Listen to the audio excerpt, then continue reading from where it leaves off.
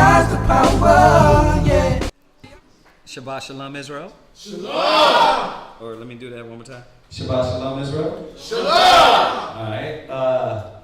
We're going to go ahead and get our little announcements out real quick for the Shabbat and then go ahead and go into class. For the people that don't know by now, we do have class days, times. They are here on your screen. We are live on YouTube on Fridays. We're actually going to be taking over next month the Shabbat morning class live, because we had agreed a way back that they would do it and then we would take over and switch and start doing it live, kind of switching that up. So we're going to be doing that live also. We've been trying to go a little bit live on Facebook, so that's been on the other days. Trying to get a little bit of content out on Facebook. So we've been trying to do that. We've just been having problems with Facebook Live from the computer. So we are going to go live on there. Also, check out Mashaba's Blog Talk Radio. How's that content? Tawab. Tawab? Tawab. Yeah? Is there a few of y'all that tune in? Yeah, divorce. Dealing with divorce. Okay. Yeah. That was a good class. Okay, all right. So check that out, Mashaba's Blog Talk Radio. Go from there. We got the other channels. We do our little themes on Hidden Truth, 5 Minutes of Wisdom. With the news show, some of these got to be updated, but I think the recent one I did was the Hidden Truth Bible Show. And we're editing some things on that. All right. Bakar, you did the last one, right? Who was on the video? Me. Then it's you. Yeah, right. So he's going to be up there for the next Hidden Truth Bible Show. What did we go around asking on that one? Dealing with abortion. Okay, yeah. We dealt with abortion on there. Okay, so we got to edit that up and get it out, all right? So check those out, support those. Then we have the garments. If you're interested in getting garments, shirts, tunics, whatever you want to get done. Shawash and I got some things working. We're going to start doing a little bit more of they call them drops. And she's working on something right now that's really nice. So check that out with Israel Wear. And then if you want a monthly subscription to Israel, well, you can do that. T-shirts, headbands, whatever you want, the sisters can do that. All right. If you want to be a part of Hebrew Academy, you guys threw that in there that way. You should have put all the other stuff and then threw that in there after. All right, go to the next other stuff we do before we go to the Hebrew Academy. Let's get those out of the way, and then we could talk about the Hebrew Academy, finishing it up. So if you want to support, because we do need the help, through Sweet Ambiance, you can do that. We do soaps, bath bombs, body butters, oils. She's like, why you got quiet? So we do all that stuff. Also, we do Chosen Creations. Chosen Creations, we do different pieces. We're on Etsy. We do different 3D layered wood pieces. We do 10 Commandment plaques. We do Our Father plaques. We do all these things on Etsy. So, Custom engraving. Custom engravings. And all these things are engraved. And we're finna go on a whole nother level dealing with this stuff. Right. So look out for that within the coming months. We're gonna be able to do your own pieces with your name in it and cut out really nice, armbands, girdles. Imagine a whole girdle. Half of it's leather, but majority of it is just metal. Right? All metal piece with your name engraved on it. Yahweh, a lion or a menorah. Chariots. right? We're going to be able to do that. So check out Chosen Creations. We got some things coming out with that too, all right? Now we're talking about the Hebrew Academy. If you want to be part of the Hebrew Academy or come and join that and be a priest, we do have a commitment for you to commit to, and that will get you involved with Hebrew Academy. And if you want to get serious about teaching, all right? What else we got there? If you want to get a hold of me, Chaazaqya, you can do that. Our numbers are up there. We counsel for marriage counsel, anger counsel, belligerent counsel. I don't know what to do with my life counsel. We can definitely help out with that scripturally. We go through that in the Bible. And then last but not least, if you brothers and sisters can help with alms, monthly, help out the school, whatever you can do, commit to, being consistent with, we appreciate it, all right? We need that help. Come? All right. Let's go into class. We'll start out with questions. If anybody has anything. What do we got there?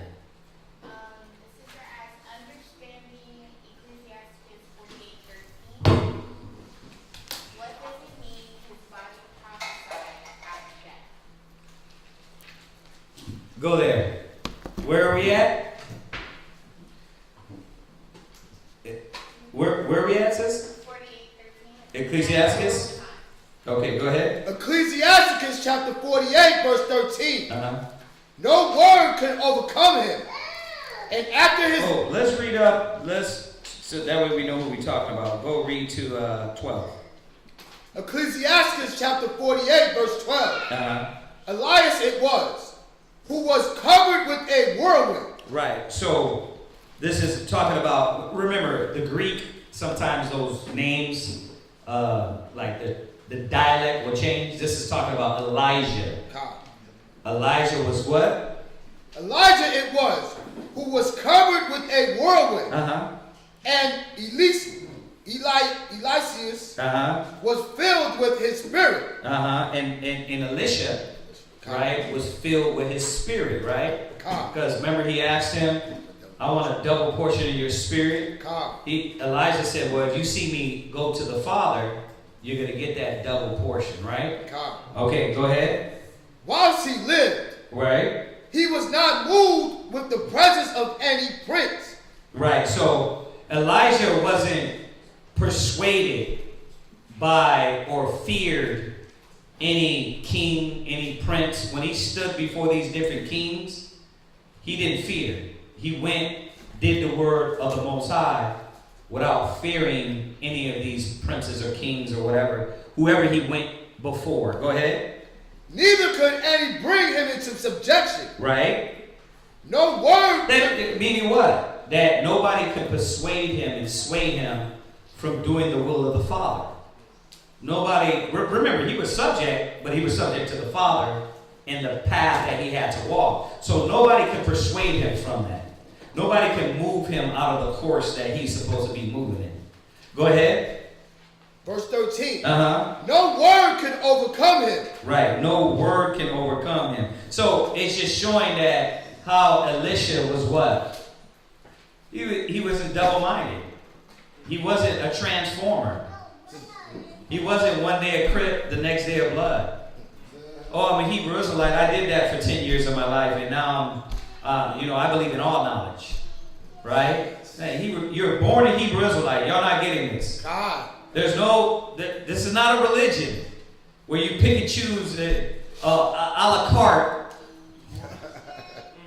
You pick and choose a la carte what you want to believe. Well, no. We believe in Genesis to Revelations. Right? Go ahead. And after his death, his body prophesied. Right. So what does it mean his body prophesied? Well, let's go back to the story. Oh, you there already? There you go. Go ahead. Let's go there. 2 Kings chapter 13, verse 14. Now Elisha was fallen sick of his sickness, whereof he died.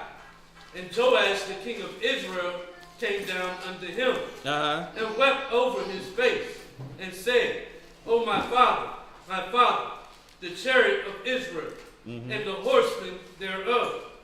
And Elisha said unto him. Okay, so you're at 13 and 40, but we want to bring out this specific part where kind of give the understanding where it says his body prophesied after he died. What was that talking about? Verse 20, where his bones, question, are you speaking of when the guy died, fell? Yeah, there you go. That's verse 20 there. Okay, let's go there. Okay. Verse 20, 2 Kings 13, verse 20. Go ahead. And Elisha died, and they buried him, and the bands of the Moabites invaded the land at the coming in of the year. Right, and if I said Elijah, this is now talking about Elisha. Go ahead. And it came to pass, as they were burying a man, that behold, they spied a band of men, and they cast the man into the sepulchre of Elisha. And when the man was let down and touched the bones of Elisha, he revived and stood up on his feet. Right, so that's what it means. Meaning what? In his death, he revived that body. That's insane. When you think about that, you're dead already, and another body touches you, and that body is brought back to life. That is powerful, right? We think of movies with that. But this is what it meant by his body prophesied. Meaning that the Most High gave this man another life, another chance at life because of Elisha's body. Okay? So that's what it means. Remember, there's no other context. That was what? That was 2 Kings chapter 13, verse 20. Right, 13 and 20. Go ahead, read on. Read 21. 21. And it came to pass, as they were burying the man, that behold, they spied a band of men, and they cast the man into the sepulchre of Elisha. Oh, so you read 13, 20, and 21. Come. Okay, right. So that's what it's talking about with Elisha. Okay.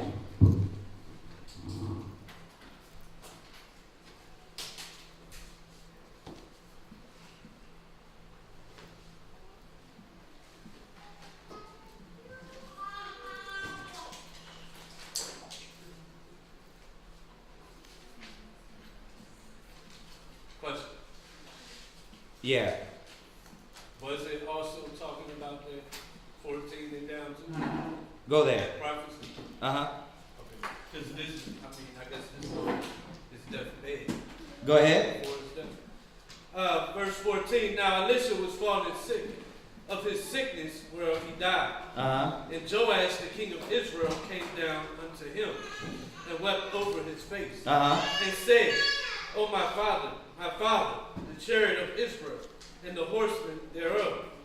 And Elisha said unto him, Take bow and arrows. And he took unto him bow and arrows. And he said unto the king of Israel, Put thine hand upon thy bow. And he put his hand upon it. And Elisha put his hand upon the king's hand. And he said, Open the window eastward. And he opened it. Then Elisha said, Shoot. And he shot. And he said, The arrow of the Lord's deliverance, and the arrow of the deliverance from Syria. For thou shalt smite the Syrians in effect, till thou have consumed them. Right. And he said, Take the arrows. And he took them. And he said unto the king of Israel, Smite upon the ground. And he smote thrice and stayed. And the man of God was wroth with him, and said, Thou shouldest have smitten 5 or 6 times. Then hadst thou smitten Syria, till thou hast consumed it. Right. Whereas now thou shalt smite Syria but thrice. Right. So in his death, dying, He prophesied that. he prophesied what would happen with Syria. That down later in the chapter happened after his death. Right, exactly. And this is the lead up to the 2021. Perfect. It flows right into it. Perfect. And that was what? So that was started 14. 2 Kings 13 started 14, carried down. Right. 2 Kings 13, 14, all the way down. Yeah. Okay. Perfect. All right. Anything else on there? Anything else in here? Nothing? No questions? Okay. All right. Let's get into this topic. Let's go to, I be trying to switch it up a little bit. So let's go to Nehemiah. We're going to go to Nehemiah, the 4th chapter. Nehemiah, the 4th chapter.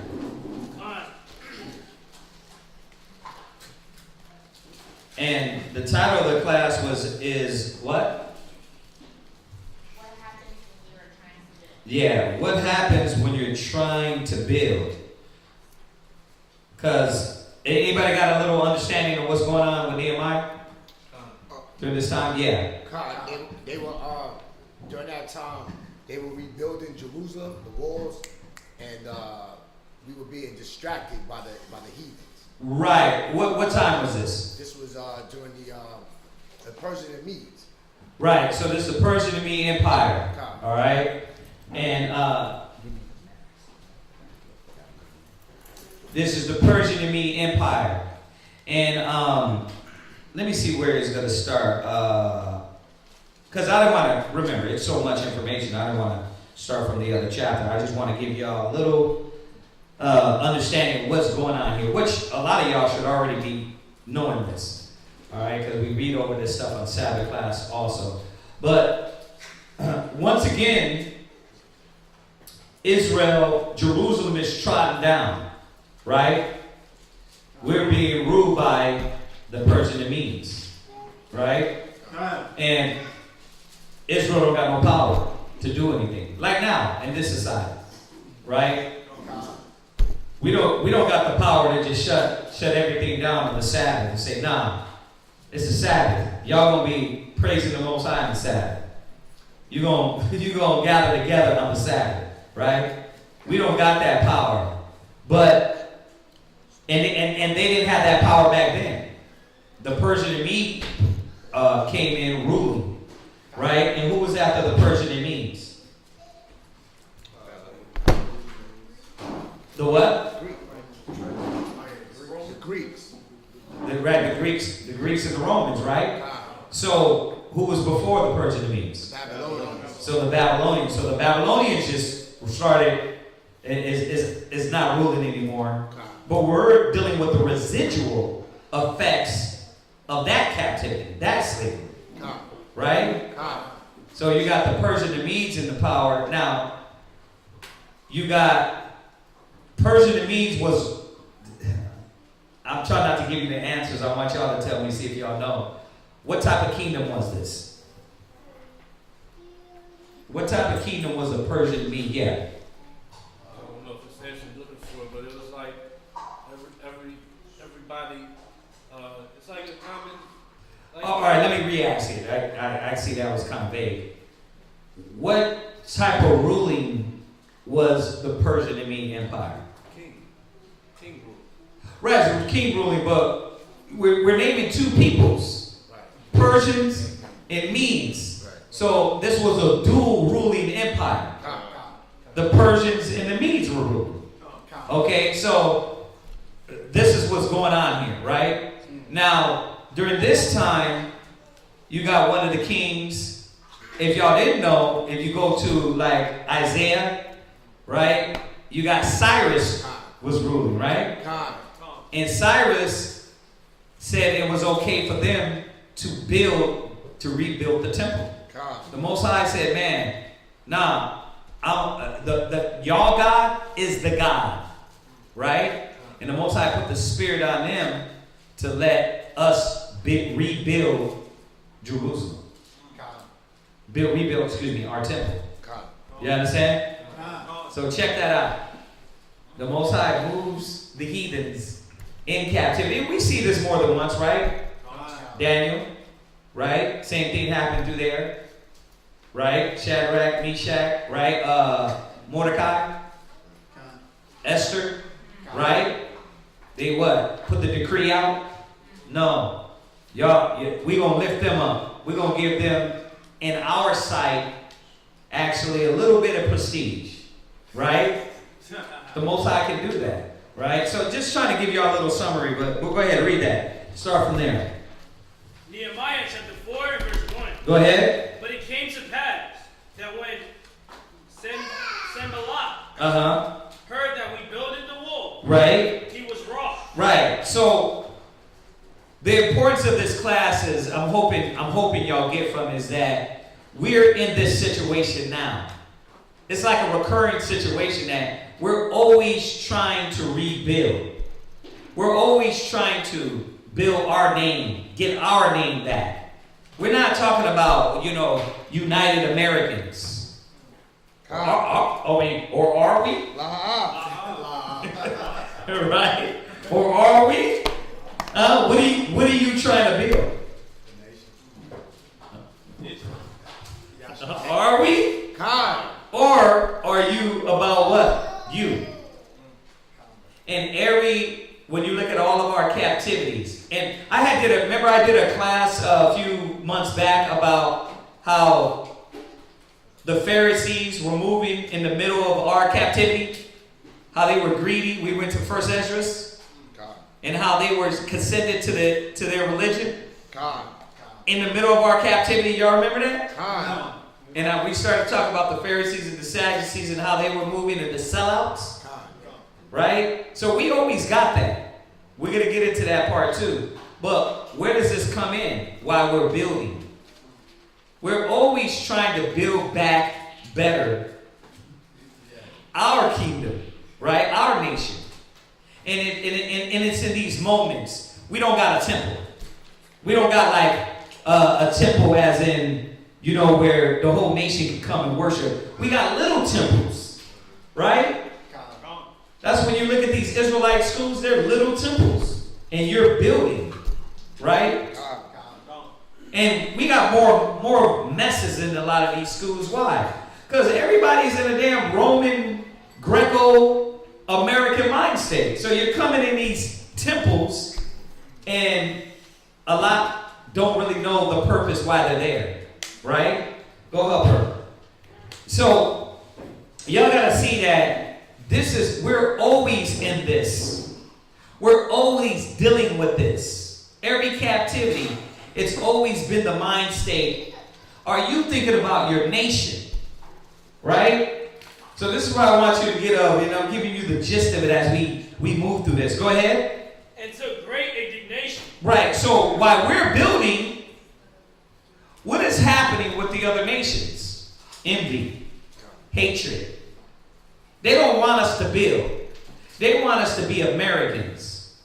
They want us to be into their mind state, their logic, the way they think.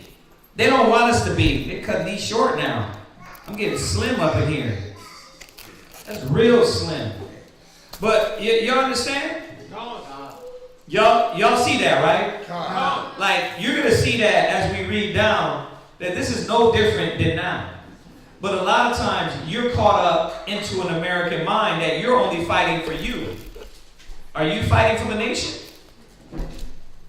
Right? You can have a job, but are you still fighting for the nation? You can have, you can do what you're doing, right? You can take the kids to the park. Well, what about the nation? Right? What are you doing to rebuild what has been broken down and trodden down? Right? Well, I can't be there right now. Well, why? Why you can't be there? Like, how many damn how many Israelite schools through America? And you can't be a part of none of it? You ain't gonna do nothing. Everybody's building except you. Watch. The heathens are always watching us, right? They're always looking at us and envying and hating us and trying to stop it. Go ahead. And mocked the Jews. They do what? Mocked the Jews. Oh, y'all the priests of the Most High? There's no way. Look at you guys. You guys can't even get it together. Come out to the street speaking, your clothes is dirty. Right? You don't even got the damn dignity to clean your clothes. Huh? You don't got the dignity that, damn, this shirt is damn jacked the hell up. Where's the prestige at and the honor that you had? What Jeremiah say? How has gold become earthen vessels, earthen pitchers? Right? And it comes from I'll tell you, like the scriptures say, a man be known by his walk, well, how he dressed, how he talked, his excessive laughter, right? And that's what they're mocking. Ah, man, these guys can't even get it together. Look at them. Ragtag ass crew. That's what they're mocking at. Go ahead. And he spake before his brethren in the army of Samaria, and said, what do these feeble Jews? Right. When they see us building, they're not seeing strength. They're not seeing unity. They're not seeing love. They're not seeing these things because a lot of these things got to shine more in the middle of our struggles. So they look at us as what? Feeble. You guys ain't, you know what I mean? You got that little school over there, y'all ain't doing nothing. This is how the nations look at us in everything you're doing. Right? The question is, are you in that nation's mind state? Oh, that's a damn drop in the water. I'm not really gonna do anything. I'm not really gonna change anything. But you don't see how you affect people. Right. The one person you meet at work, the one person you meet online. Right. It's those little effects that build up to wider effects. But the nations is always sitting back and looking at us and mocking us, praying against us. Your vision and goal to create and to do for the Father is garbage. You're what? What is that on your shirt? This shit's no important. Why you ain't?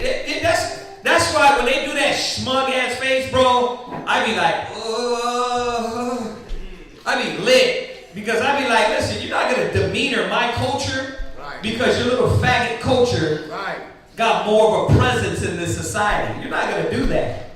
So I'll sit there and I'll break their ass down with history and show them how all their stuff is make-believe anyway.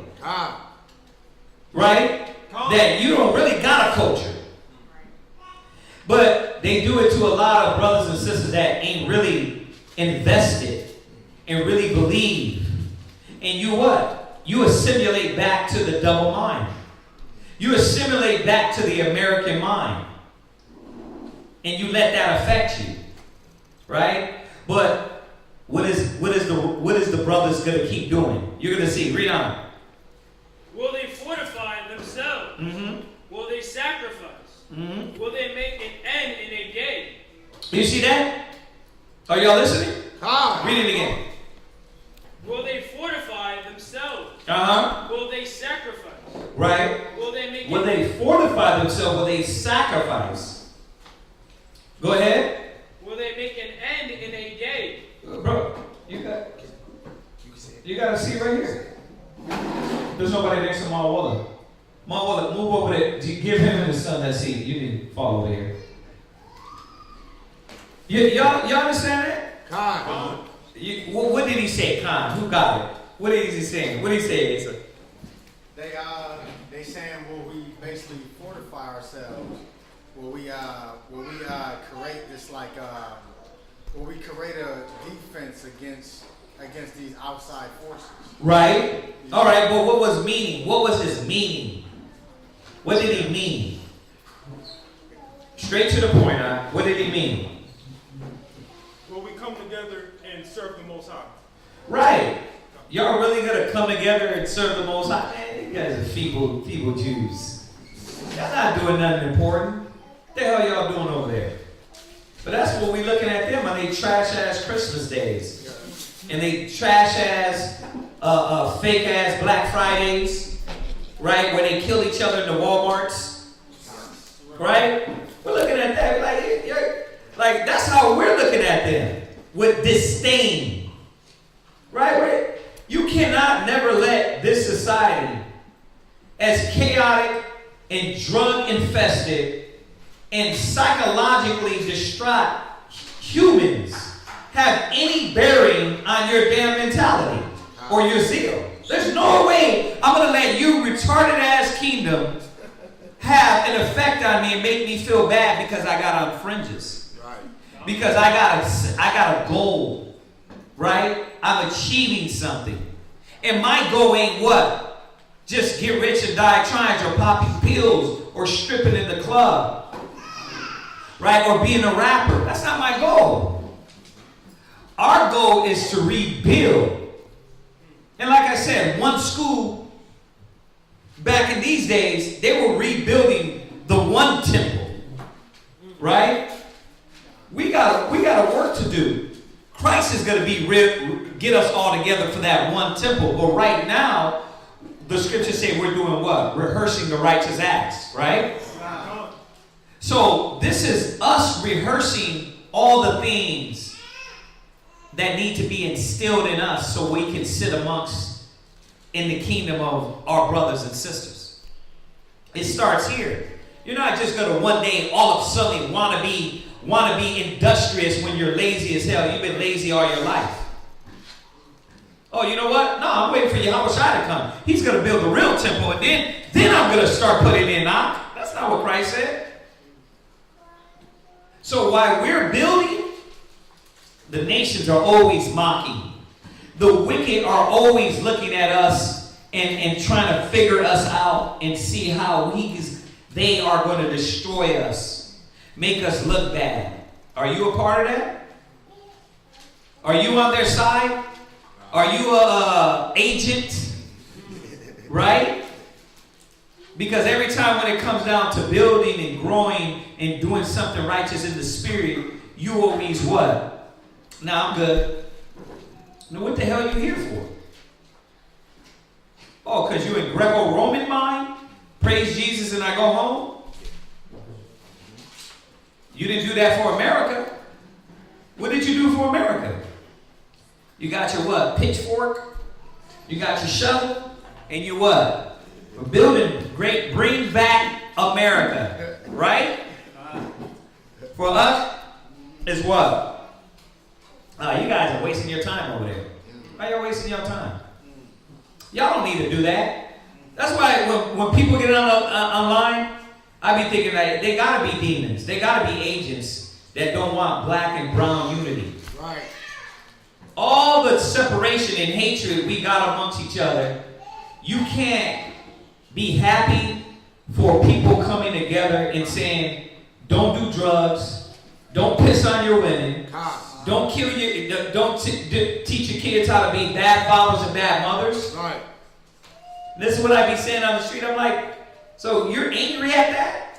What did I tell little boy? I said, okay, so when they shoot you in the face, then you want us to talk, right? Right? That's when they want to like, why don't black people, they're evil. It's like, but damn, black people are out here telling black people to get right, but now you don't want to hear us. Could y'all go down the block?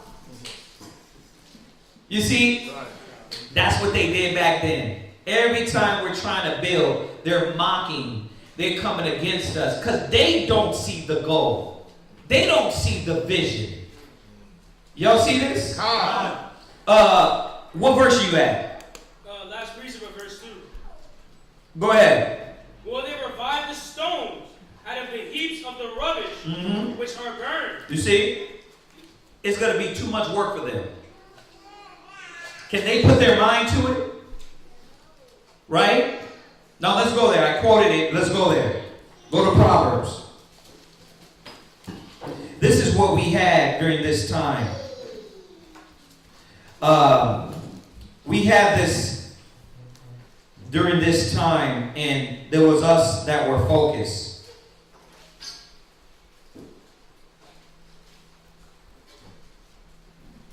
Go to Proverbs 29 and 18. Proverbs chapter 29, verse 18. Where there is no vision, the people perish. You see? We had a vision. We had a vision to rebuild, to be there for our people. There was a certain elect. Remember, we know there's 7,000 men that have not bowed to the knee of Baal. It's a certain amount. It ain't everybody. Because everybody ain't going to take this burden. You got too many selfish ass Israelites. We were just talking about it, right? You got too many brothers. Well, I don't, the way I grew up, I don't, nah. You know what I mean? Me and the young brother were just talking about it. About, well, I'm just not used to it. When I'm on the phone, I ain't messing with all that. I want to see you face to face. But what does this individual need? We're always all about us. Y'all gonna learn a lot of things about this chapter, just these few verses we're gonna go over. Like, the people that really want to build, there ain't no excuse. We always say it all the time. When your ass was twerking in the club to 3 or 4 in the morning, in every weekend, right? Did you be like, damn, Monday I ain't gonna be able to do it? Who called in every Monday like, yeah, Monday I ain't gonna make it? Oh, well, I know it's again, Monday, it's happening again. I've had a rough weekend, ain't gonna make it. Nah, you was what? You party and bull. You party and bull, right? And then what? You show up at work, what? Talking about, man, Israel what? Nah, I'm on a schedule. Your schedule is your life. What are you doing for the nation? Are you building for the nation? Pick a damn school. I don't care. I do not care what school you in. This is not a ploy for you to join ISBHPK. This is a ploy for you to do some damn things. Do some work. We got, the harvest is plenty, but the laborers are few. Because a lot of the brothers and sisters that come in, you're about just taking and taking and taking and not giving back. You got to have a vision. Well, I do got a vision, huh? Credit score 780. 10,000, 20,000 in the account. You know what I mean? Kids' college is taken care of. I mean, my vision is going good. Yeah, that's your vision. But what about for the nation? Right. What are you doing as a chosen priesthood, a royal nation, a holy nation, right? So read it one more time. Where there is no vision, the people perish. But he that keepeth the law, happy is he.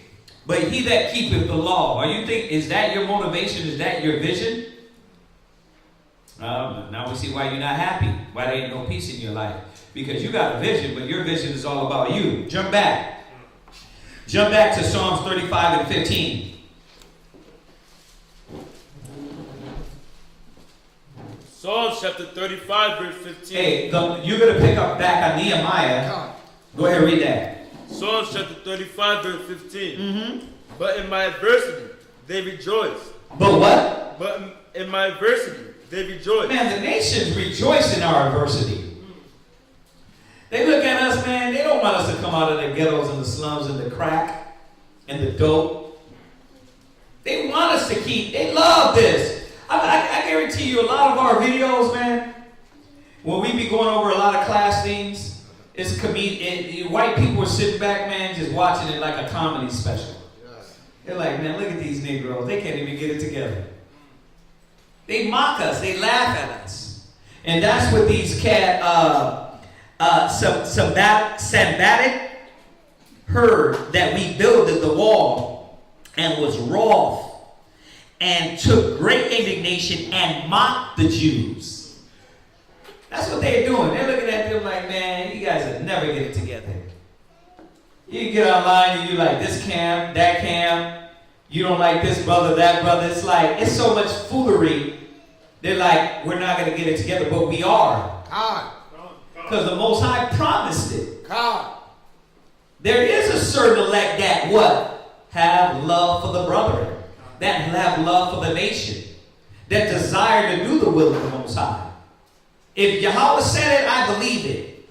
So I don't got to get discouraged by the selfish ones that are always worried about themselves. This is the trumpet call to who? The ones that are ready. The ones that are ready to do it. Right? So what did it say? Read that again. 15. But in my adversity, they rejoice and gather themselves together. Go ahead. Yea, the abjects gather themselves together against me. Go ahead. And I knew it not. Read. They did tear me and cease not. Yeah, these abjects, these servants, these base people, these regular people. They cease not. And that's what all the nations do. They're sitting back and they don't want us to be unified.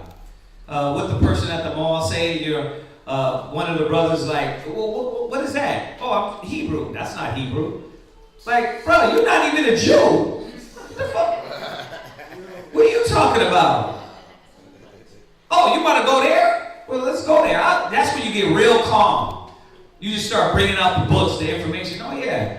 Your forefathers are not even where's your father? From Scandinavia? Oh, okay. So he's not even from Mesopotamia. Okay. You from where? Oh, okay, yeah. You just break them down with history. You ain't got to get angry. You don't got to start calling them dirty dogs.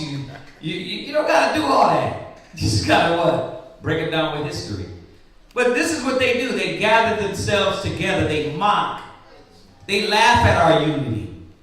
They look at your hair cover and, oh, yeah, that's beautiful. Well, they never seen a black woman that covers herself up. So the lady in the mall, like a few ladies was walking past China like, wow, look at you. The one lady stopped, she was like from head to toe. It's like, and we're all just trying to, okay, thank you for admiring, let's move on, right? And she's standing there like, no, but look at, why? Because she's not butt naked. Her breasts are not out. So this is all to the nations. Right. To see us in unity, in brotherhood. Right? You know how many times people ask us if we were drug dealers at our business? Why? Because they're like, what are y'all doing over here? Like, what are you black people doing together? Y'all all happy, hugging each other? Like, there gotta be some weirdness going on over here. You know how many people are like, y'all on the low, right? You got the blood. It's like, no, we can do things in unity and righteousness and be blessed and come together and have love. This is why you gotta ask yourself, do you got the mind of the devil?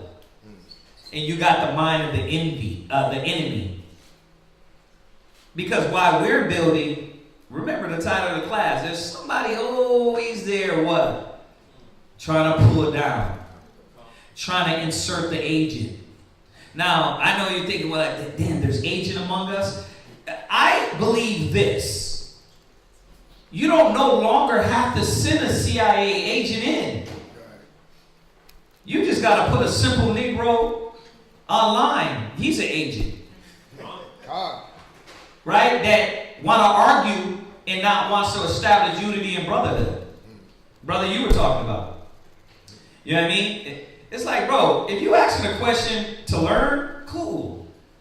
But what's the point of debating when you already believe what you believe? Why do you want to do that? I don't get it. But they're doing it and they're showing more division instead of unity. Like, let's agree. Or at least agree to disagree and then let's move on in brotherhood. But you want to create animosity, argument, right? You want to create all those things and then go online, make a video about it and bash. That's agent mind. More than ever now. We need unity more than ever. Because the nations are watching us, right? Mocking, laughing. Go from there. Let's go to Psalms 44:13. Psalms chapter 44, verse 13. Thou makest us as a reproach to our neighbors, a scorn and a derision to them that are round about us. You see, them that are round about us, they mock at us. We're derision, man. Right? It's like, man, these people ain't getting it together. We always talk about black unity, black pride, and the first thing we come in when we talk about gathering together, doing things together, is what? First thing that comes in your mind. Well, how am I going to do that? I got the money. First thing. You're like, damn, let me come up with a way. Let me figure this out. It's what? Oh, I ain't got the money. Like, why it got to be all about money? Why it can't be about your damn mind in the right place? We cherish a good mind above you being broke. If you could just be in the damn right mind, that's more value than money. Come here with the right spirit, right? But when you're a broke demon, that adds to the pain. Like you causing more hell and you ain't doing nothing, right? At least if you ain't got the money, you can come humble and say, damn, I can add a good spirit to this. I can add my hands and some work. But Israel don't want to add nothing. It's like, come on, y'all. Don't let us be what the nations make us out to be through their mockery. Right? The vision is the kingdom. The vision is the kingdom. Right? But right now we're doing what? To get to the kingdom. Let me see if anybody can get it. To get to the kingdom, what we have to do. I said it earlier. We're not building the actual temple, but what are we doing? What's that? Rehearsing the righteous act. There you go. We're rehearsing. We know this is like the kingdom ain't going to come through ISBHPK or ISUPK or IUIC. The kingdom ain't coming through one man, one school, one leader. Whoever the hell you think you are, it ain't coming that way. All we're doing is just rehearsing the righteous acts, the unity, and getting the word out. Each one teach one. Right? So that's what we're adding to the body. We still got to be the lights. We still got to be the example. In the midst of a crooked and perverse generation, right? So we are building something. I'm saying that because a lot of people think, well, what are we building? We're not building like back in the days. We're building unity, brotherhood. And sometimes it comes in these smallest things, like camp, flyers, getting together, cooking together, practicing the feast together. That's all rehearsal. So why I got to argue about the semantics or the mistakes that have been? Yahweh Shai is going to clear all of that up. Let's at least work. Do it. Try. You know what I mean? And in the middle of trying, you can perfect all those little things. But when you want to sit back and complain, you're just going to feed into what the nations are talking about. You know what I mean? Y'all can't get it together. Right? Hold that. Go to Lamentations. Go to Lamentations. I didn't even throw this one in here. One of my favorite ones. Go to Lamentations 2 and 15. Lamentations chapter 2 verse 15. All that pass by clap their hands happy. They hiss and wag their heads at the daughter of Jerusalem. Yeah, they hiss and wag their heads. There y'all go again. Trying to build something. It ain't never going to work. Why? Because we gave you the Willie Lynch mind state. Right? You ain't going to get it together because we divided your house. Huh? Your wife don't respect you. She teaches the kids to not respect you. And in return, you deal with anger and you beat her up. You guys ain't never going to get it together. Right? We got y'all in derision. That's what they think. I don't give a damn how many good nations you think they are out there. Well, there's some good people. Okay. But this is what they think. It's always when it comes down to it, what the hell are y'all doing? And y'all, whatever y'all are building is not important. Right? And they don't understand that they wait on us. The whole world waiting for the manifestation of the sons of God. All the little Christians praying, "Our Father which art in heaven, hallowed be thy name." You wait for the black man. You wait for us. What the hell are you talking about? You pray it all the time. Thy kingdom come. That means the black man got to get it right. Right. The Hispanic man and Native American man got to get it right. But are we so much attached to their mind state that we forget what we're building and why we're here and what we're doing? That is not a boys' club. Right. That is not a dating service. That is not like, I'm coming, I don't get this one. I'm coming to do work, but not do it sincerely, to fake like I'm doing it. Like literally, wait, so you gave up your life to come fake it in front of other people? I don't know how y'all waste time with your life. Like, just be real. You came to really give up and pour your spirit into the Father. Well, then do that sincerely. Instead of wasting your time. But they doing what at the same time? They hiss and whack their head. Go ahead. Saying, is this the city that men call the perfection of beauty? Oh, y'all building something? You're going to be the kingdom? Y'all the new priests? Come on. They're like, yeah, right. You know what I mean? Look, your kids don't even agree with you. Right? That's what they're looking for. When we bring the kids out there with the flyers, what are they looking for? What do you think? They start looking at the kids like, do you really believe this? They start looking in the crowd of the new brothers and the green faces and the new ones, and they're like, do you believe him? They see the doubt. Why? Because America's so influential. They know there's too many things battling the minds and making you submerge into this American mind.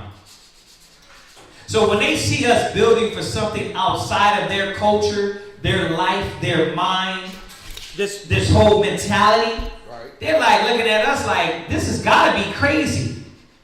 It's got to be weird. It's got to be fake. There's got to be some weird things going on over there. It's nothing weird. That's why we got to get out all that foolery that they taught you, so there won't be no weirdness. Right? Go ahead. The joy of the whole earth. Yeah, we're supposed to be the joy of the whole earth. That's why they won't let us build like we're supposed to. So yeah, they do insert agents. So Satan does insert what? Judases, right? Disgruntles. What did we go over yesterday? Scorners. Mockers at feasts, right? He said they gnash upon me with their teeth, right? There are. Read on. All thy enemies have opened their mouth against thee. All our enemies do what? Opened their mouth against thee. Mm-hmm. They hiss and gnash the teeth. They say, we have swallowed her up. We are what? Swallowed her up. This is why when it gets to this point, right, of us building, they can't imagine it or see it or believe it. So why the hell would you count on their faith? Their belief. Right? Now, remember, people of the world, your family doesn't. They don't even know. They don't even know that this is changing you. You know what I mean? This is changing your mind, your life, the way you used to do. So it's like my ribs. It's like, so when she was talking to her mom, like, so you rather me break up with my husband and be out there in the street because you think you know what this man's about? If she left it up to her mama and her daddy, it was better for her to be a hoe in the streets than to be with me. A man that is going to respect her, take care of the kids, deal with the house, teach her. Right. Y'all don't understand why I be on this. If you let the retarded lead you, you're going to be retarded. That's why it says, be not what it say? Be not an underling to a fool. Like you let the fool, these dummies, like motivate you and like work on your conscience. I always got to tell my kids that. How you going to let this kid in school, just from you watching, they're erratic, sporadic, their brain is everywhere, mess with your conscience?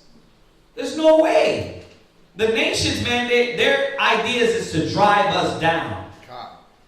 Right? Jump back. We're going to go back to the Lamentations. Jump back to Nehemiah. Nehemiah chapter 4 and verse 3. Mm-hmm. Now Tobiah the Ammonite was by him, and he said, even that which we build, even that which they build, if their thoughts go up, He shall even break down their stone wall. You see that? You get the zealots that are totally against the black, Hispanic, and Native American building. Right? If he build up, what's happened? We're going to throw that down. And that be the plan, right? You start looking at these old videos of what they did to Martin Luther King and Malcolm X and Marcus Garvey. Who was the other one? Come on. The Black Panther? Huey, right? You see what they did to them, right? They're trying to do that to us. This is not scare tactics or some conspiracy theory. They literally tell you they did this among blacks, Hispanics, and Native Americans. So y'all gotta get out of that. Oh yeah, well that don't really happen. It happens. They're doing that because they don't want to see us building and growing. And like I said, it ain't only our little corner of the earth where we're at. They trying to kill every unity, all the unity. They trying to kill that. That's why, man, I'm like, look, we gonna keep building unity. We gonna keep showing love. We gonna keep trying to build with our people. It's gotta be that. The disagreements, that's fine. We'll get through that. But we gotta keep showing love to our nation. If anything, maybe I'm an optimist. Maybe I'm a sucker for love. Right? But that's what we need as a nation. What? Because it has to be that mind state. Because what this Ammonite was saying, what this nation was saying, is what destroyed every movement we had. If it started with them implementing the agents, but look at now, it'd be a small thing as a disagreement that'll break up a school. So they don't have to send the agents anymore because they know that we're not going to do what the Bible says to do when we have or a offense happens. Mm-hmm. They just waiting for us to implode. You said it perfectly. They're waiting for us to implode. Because if you look, a fox is a little small predator. If you ever seen a fox, a fox ain't that much bigger than Chaazaqya, Ariel's door. Right. They didn't say the army's going to come break down the walls. Yeah. They said a single little fox, one little disgruntled Israelite is going to tear the school down. You don't need nothing else. Right. You need one crispy Negro online to create a division. And then another one to feed into that, and then you get angry, and then you get angry, and you slander, and he slander, and you got division.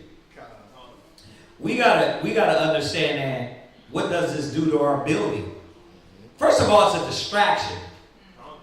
It's distracting us from what we're supposed to be doing. Right? That, above all. Now we can add the spiritual elements first, the hatred, the division, the discord, right? All the things that's not in the spirit of the Most High. But it's a distraction to keep you away from building. Now you spend years on what? Dividing instead of uniting. Right? And we have to see these things. Go ahead, read down. Verse 4. Hear, O our power, for we are despised, and turn their reproach upon their own head. Right. And give them for a prey in the land of captivity. And that's what the Most High, that's what we got to constantly be praying to the Most High. Like Yahweh, turn this back on them. Have mercy on us. But we got to be doing something for the Father to hear our prayers. He said he hear the prayers of the righteous. He don't hear the prayer of the wicked. Now there's so much I had to, I'm going to quote a lot, right? Because there's so many points in here. But we're supposed to be praying to the Father and building. But he doesn't hear the wicked. So if we come together and we're moving wicked, he's not going to bless us. So as we build, we got to get cleaner and cleaner. Y'all see that, right? That's how it has to go. Go ahead. Verse 5. And cover not their iniquity, and let not their sin be blotted out from before thee. Yeah, we're praying against them.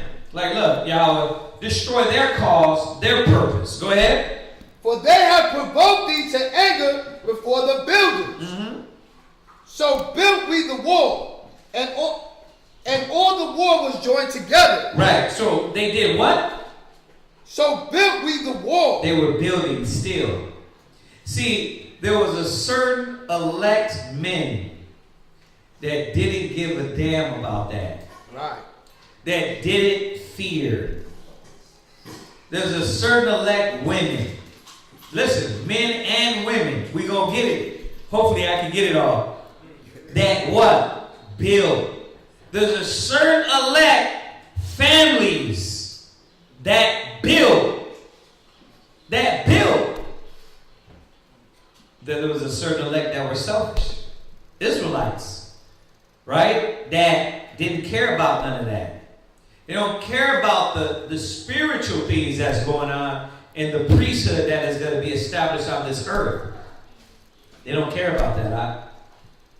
Go ahead, read. Verse 6. Finish that 6 again. So built we the wall. Right. And all the wall was joined together unto the half thereof. Right. For the people had a mind to work. They had a what? A mind to work. What do we have to have? A mind to work. You got to have the mind to do the will of the Father. What is your vision? Exodus 35:22. 1 Chronicles 28 and 9. Because you know all this is going to go quick. Just get them. They're going to call them back out again. You can write them down. Exodus 35:22. 1 Chronicles 28 and 9. Go ahead. Exodus chapter 35, verse 22. And they came, both men and women. But what? Both men and women. Listen, we can't do this without you, women. God. Huh? Being a eunuch is a powerful thing. And guess what? A lot of these men ain't eunuchs. So we need women. We love the black, Hispanic, Native American, Israelite woman. Right. That's right.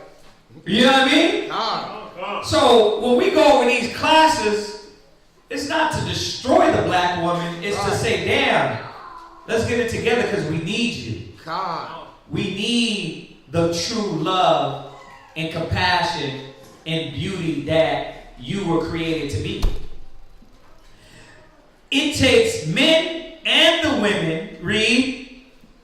As many as were willing, hearted. See, it always comes back to that. Who were minded to work. See, you got to be minded to do the will of the Father. To do the work of the Father. This is what it's always been about. No matter if it's during the time of Moses. No matter if it's during the time of Nehemiah and Ezra. Right? No matter if it's during that time. We always need the ones that are ready to step in and carry the burden. Go ahead. That's what we always pull it EO in the mall. The sisters work in the mall too, that Judith 8:24. Right. Like this is the sister standing up during the time when the men wasn't, or you look at Deborah. You know, we need sisters in the nation that's going to step up. Not to lead, but they still have that same vision that the nation has to be rebuilt. Unfortunately, listen, when you don't want brothers to be officers, I'm going to give women rank. It's like, okay, sis, I'm going to have to give you rank because, brother, the men won't step up. Guarantee you right now, we said, sis, we're going to give you rank over the brothers. Rank is going to be even. How many sisters would take the test? They're big. Kaya would already pass it. China pass it. Basul would be a general. Rakama.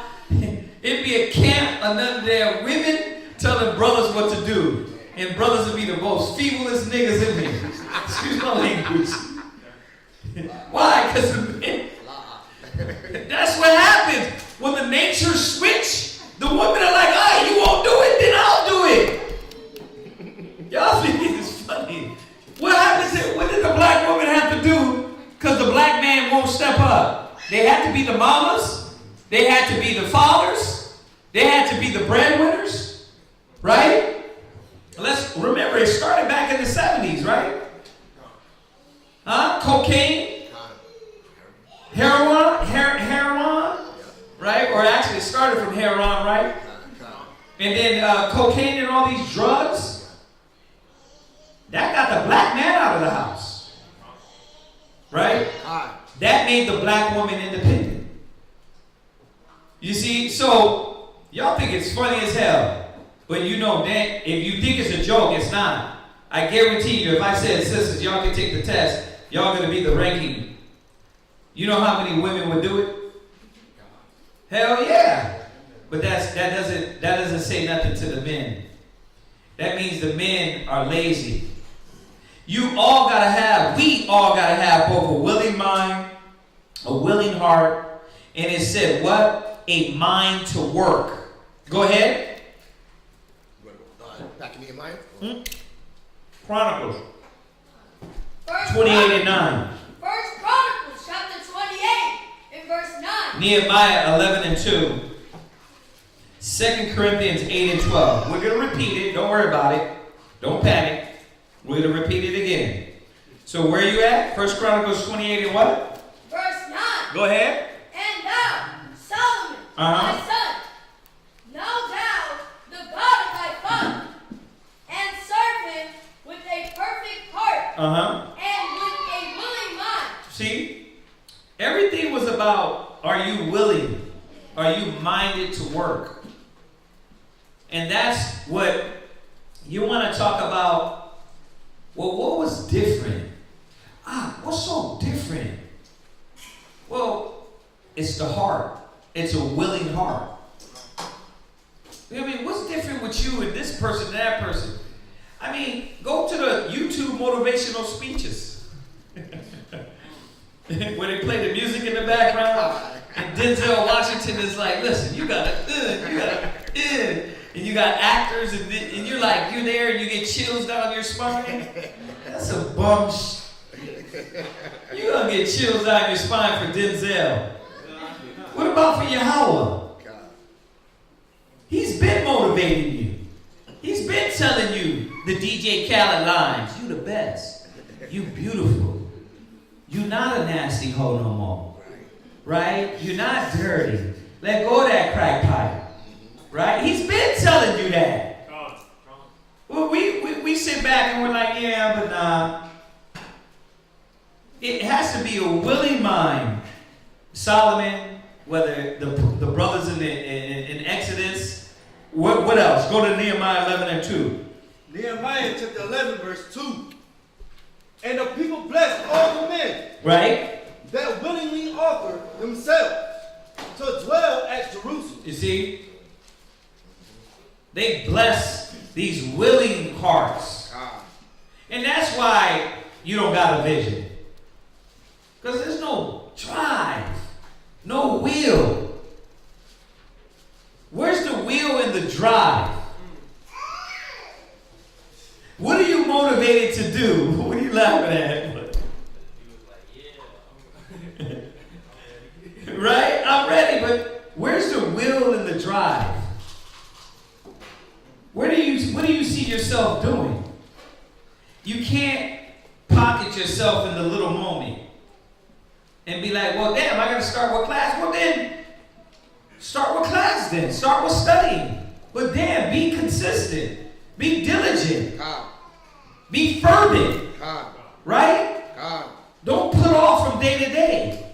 Because we need it. Christ himself said, pray. The harvest is plenty and the labors are few. We need motivated men, motivated women. The nation needs it. The Most High wants it. So it's all about a will. Right? Nobody had any damn desire in the world? Tell me, we just get... I know when the Most High said the base things, but damn. He said that. He did say that though. The base things of the world. But damn, for real? Did he mean bottom Negroes? He did. He meant bottom. Out the mud. Right, but there's got to be a desire to come out of the mud. Right? To come out of that mind. So what's your desire? What's your zeal? Where do you plan to see yourself in the next few years? It sounds like an application. You know what I mean? Dude, where's your 5-year plan? Who sees it? Me. I think I'm gonna be disgruntled for another 2 years. And then 3rd year, man, I'm gonna leave a little bit. I'll come back in the 5th year. After the Most High woke me up a little bit. You know what I mean? You know what I mean? That's why I see myself 5 years. Is that what you're saying? Huh? Where's your vision? Well, sisters, I'm gonna sow the Christ come back. Good! But there's a lot more. We need elder sisters to teach class. Women's class. Who's ready? Once again, you got no vision. I'm talking about women's class. Imagine doing the YouTube and doing it for women class. For sisters. Showing them how to be wives. All the stuff that Chaazaqya does and over the phone and talk to y'all and all that stuff. Or whatever sisters, right? Communicate to y'all how to be these women. We need sisters that say, no, I want to sit up and do what you're doing. See? You got no vision. You're thinking you're what? No, I'm just going to be the sower. Con, you're going to be the sower. You're going to be the wife. Where's your vision at, though? You can do so much more. You got to be a willing heart. Y'all get that? Okay, go from there. Go to Corinthians 8 and 12. 2 Corinthians. 2 Corinthians chapter 8, verse 12.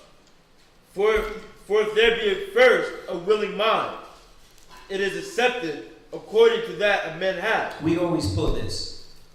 These men on this wall had a willing mind, ready to work because they thought it was important. They knew it was important. And that's all I'm saying to y'all, to Israel, is that what is important to you in this life? Is it only money? Is it only a relationship? You know what I mean? The brother, I'm just going to quote the current situation. He happened not to be in our camp. The brother left California to move out to Rochester, New York, to get with a sister that chopped him in the head and in the arm with a hatchet.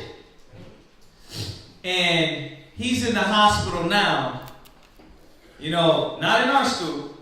You know what I mean? Zion's like, you know, because they seen him. They knew he was Israel. You know, they were talking with him. Now, this disgruntled sister was the same sister that went from a brother that was dealing in our school, in Rochester, when we first got there. He was communicating with those set of brothers. Right? Then she went from that man to another camp man, another in FO. What was it? FOP. Was it FOP? Who was it? HOI. I keep getting them messed up. She went with another man in HOI. Then she jumped to this other man, Camp Hose. Is that your vision? Huh? And then she chopped him up, and guess what he's talking about? Man, we was going to live it up. I'm like, really? What is it your cousin got? What is it your cousin got? She must got something like to get chopped in the head and still be like, but we was like anything she need. This generation is gone, bruh. Gone. That's not make-believe. This is literally 2 days ago. He's in the hospital, chopped up. We had to call his elder, like, listen, Doc, this brother is in the hospital. He's like, all right. We told him not to go. Oh, what a good winky dink. Doesn't it sound familiar, right? What's my point in all that? My point is this. You'll go all the way to Rochester, get chopped in the head for some booty, but when it comes to the will of the Most High, it's what? I'm not sure. I don't trust. But you trust the ex-dyke that slept with hump in any, and you trust her? But when it comes to the work, it's what? I'm a skeptic now.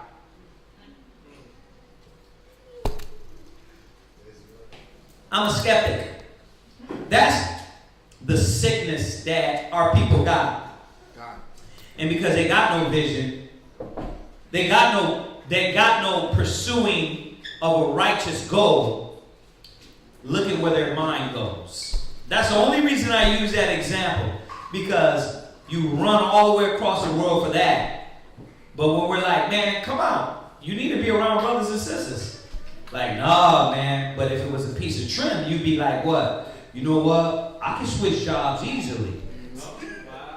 You know what I mean? Listen, I'm doing this over here. Oh, I can do that over there. But when it's for the work, it's what? Y'all making it hard, right? See the manipulative game that brothers play, sisters play? We know all the game, because you would do it for something less than the Most High. Now, I worded it that way for a reason, because to a lot of our people, this work is less. The Most High's work is less. They don't put as much as energy and effort into this than what they did in the world. Think about it. How many times you were in danger selling packs? Huh? How many times? You do all these things for the world, but when it comes to the Father, it's like, is that really required, Doc? It's a terrible mind state. Read on. Where we at? 2 Corinthians chapter 8, verse 12. We get it. A willing mind. Nehemiah 4 and 7. Nehemiah chapter 4, verse 7. Go ahead. But it came to pass that when Sanballat and Tobiah, the Arabians, and the Ammonites, and the Ashdodites heard that the walls of Jerusalem were made up, and that the breaches began to be stopped, then they were very wroth. You see, they build it. We're not worried about them. We're not worried about the nations. We're not worried about none of them coming in. We don't fear them. We don't care about the threats. Well, they're going to poison you. They're going to kill y'all. Please, send me to the fort. Right? Like, they're going to kill. Well, listen, if the Most High will it doesn't matter. Let's be real about this. Right? But they didn't fear none of that. Read. Verse 8. And conspired all of them together to come and fight against Jerusalem and to hinder it. And to what? And to hinder it. Everything's about hindering you. Satan is about hindering you. He's about getting you in this moment, in this soap opera. You join the truth, you get into knowledge, and then you just get in this soap opera moment. Bro, what are you here for? Right. Your spirit, not drama, not games. The sister asked me, the brother asked me, how do you make it? I don't involve myself with the games. I never got caught up into this is going on in New York, this is going on in Cali. If I only told y'all the story, I'm like, listen, that's y'all drama. I ain't got nothing to do with that. I'm not going to let you drag me into that. And I just keep going. I'm not going to pay attention to all that. Because why? Then I get distracted. Then a few years down the road, you into all that other madness. Right. You know what I mean? I had to worry about cleaning myself up. Well, I'm getting caught up into this drama. I drank too damn much. I was a bad husband, or worser husband. Right? A bad father. Right? I was immature as hell. I was all that. What the hell I got to do with arguing with you online when I'm supposed to be focused on my spirit? Yehovah ain't gonna be, hey brother, how many people did you debate? Right. I'm like, I'm crap. I am crap. What the hell? Why I gotta be worried about debating somebody else? I gotta fix me. And it's always like that. It's always, see, when you think like that, you're not distracted with what? everything else. You're like, no, Yahweh's not coming back and asking me. You know what I mean?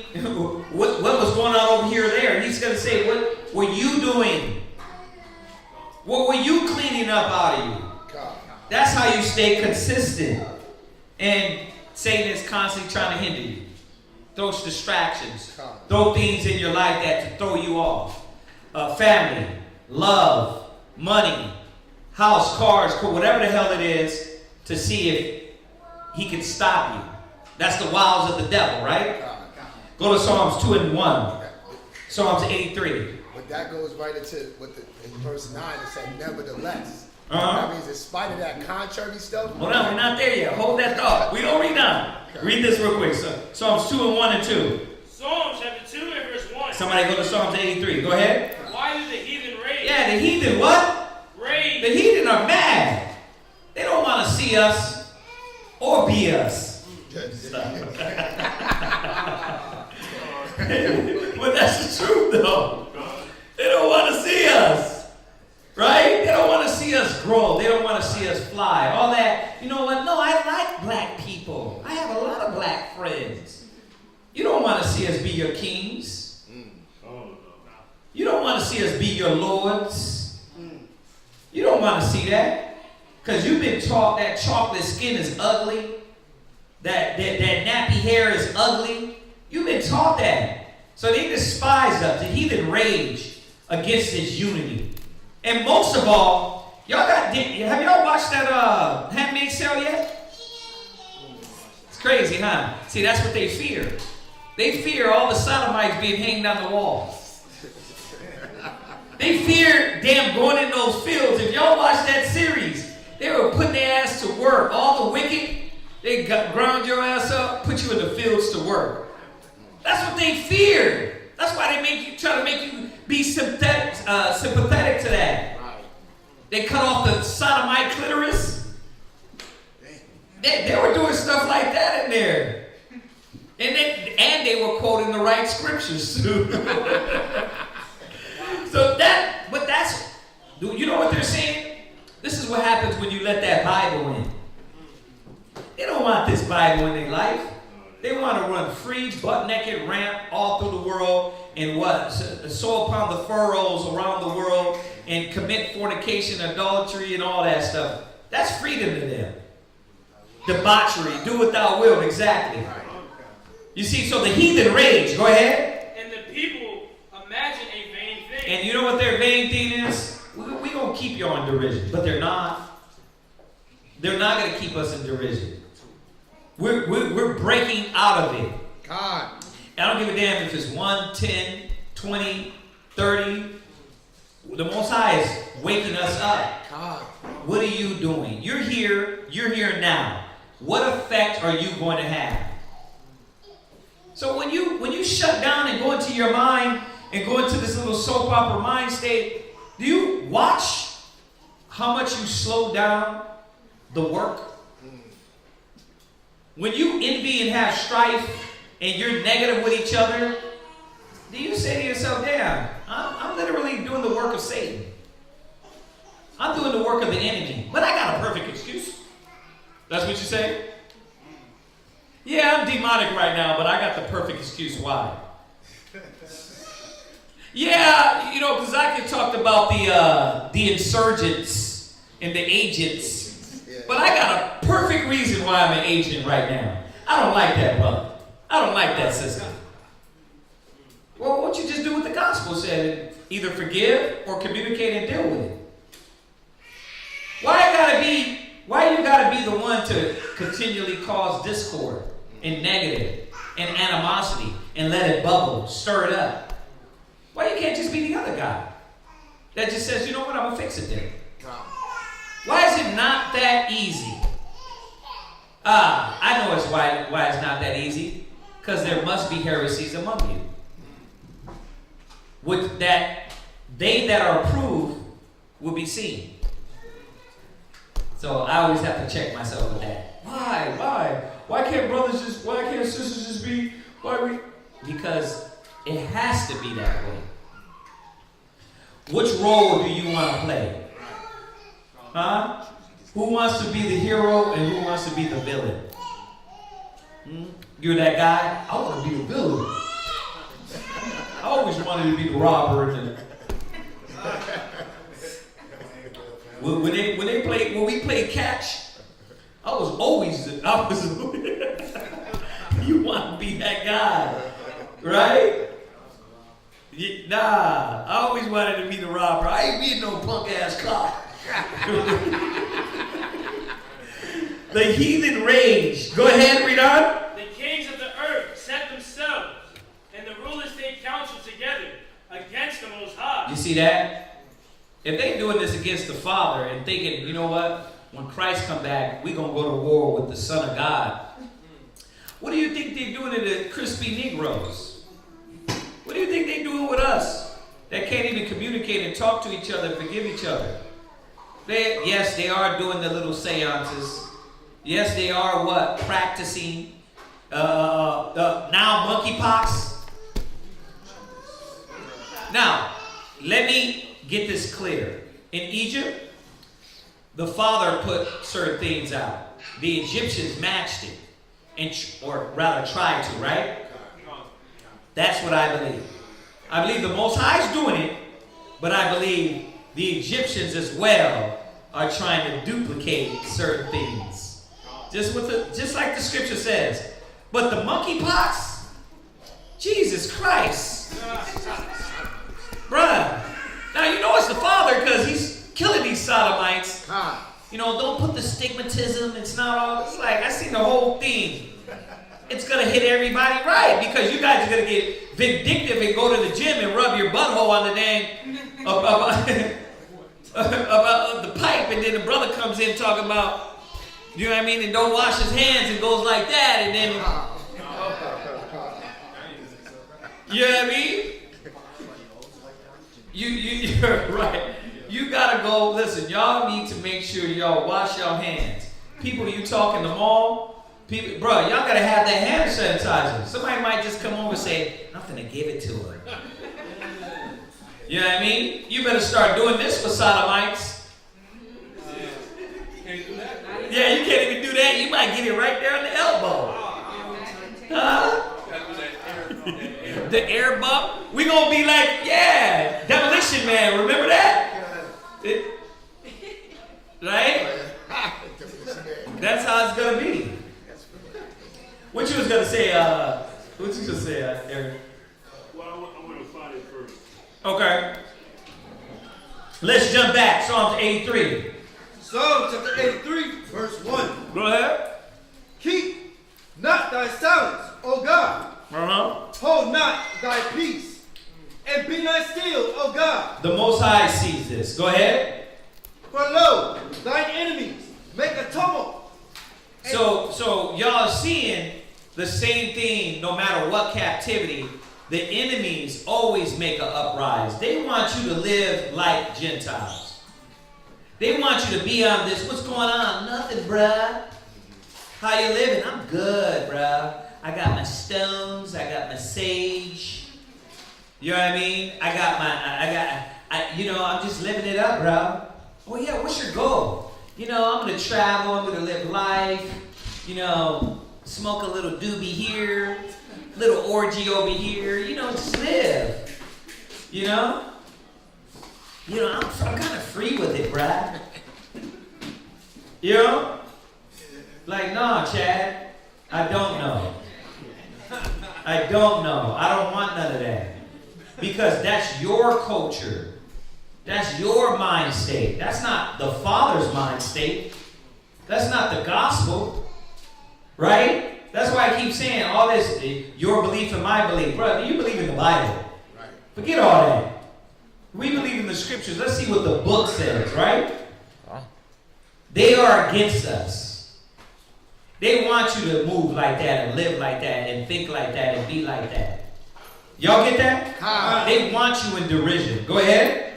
And they that hate thee have lifted up their head.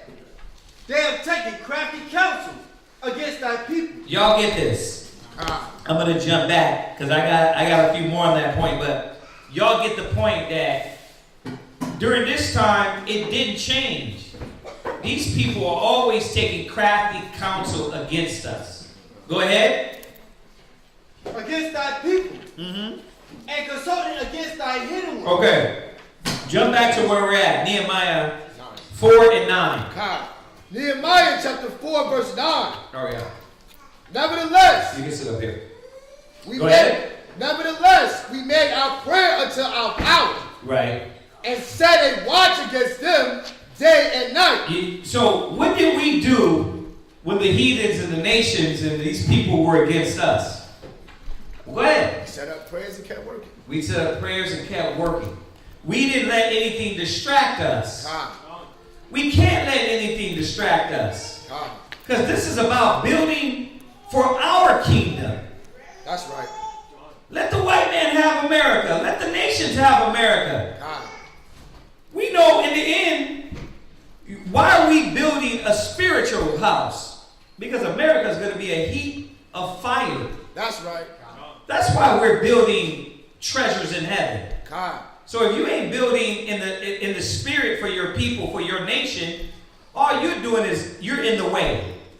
Because you've been assimilated to this American idea and this American ideology. God. And they don't want to see us build us. Right? But here's the question. Are you tired of black homes that are trodden down? God. Or do you like it? Huh? How do you like your house? Huh? Mom and they're arguing with you? Dad arguing with them? The parents fighting each other? Y'all like that? Who likes that? Man, that's fun, ain't it? Huh? Kids all bad as hell. No order. Well, when you get the order, the kingdom, the word of the kingdom is to establish our kingdom on earth. God. Thy kingdom, thy will be done in earth. That's what we're building. We don't give a damn about this place, man. Right. Y'all gotta realize that. God. What we're fighting for is so much more, so much better. That's why he said, lay up yourself treasures in heaven where moth and rust doeth not corrupt. God. This place is good. Y'all don't see it? God. If you don't, you're going to go down with it then, right? Right. Go ahead. And set a watch against them day and night. And what do we have to do? And set a watch against them day and night. The scripture says what? During this time we got to do what? Watch and pray. We got to watch and pray. Right now, we're supposed to be set. As we're building, we're supposed to set a watch. Because we have to watch. Because there's enemies among us.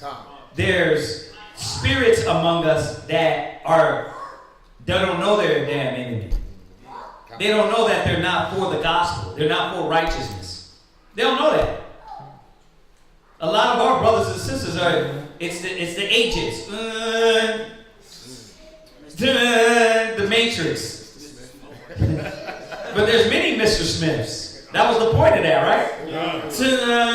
Well, I thought you were Shalom. Like, oh damn, I thought you were somebody else. No. No. You talking like the damn Sith now, right? No. Right? Go ahead. Because of where are we at? Nehemiah chapter 4 verse 10. And Judith said, the strength of the bearers of burdens is decayed, and there is much rubbish, so that we are not able to build the wall. And our adversary said, they shall not know, neither see, till we come in the midst among them and slay them. So, as we're building, right now, remember, right now we're not fighting this physical battle that they literally were fighting, right? Let us go there real quick, just to establish the point. What is it? The weapons of warfare? 2 Corinthians 10. Right, go there. 2 Corinthians. Go ahead. 2 Corinthians chapter 10 and verse 4.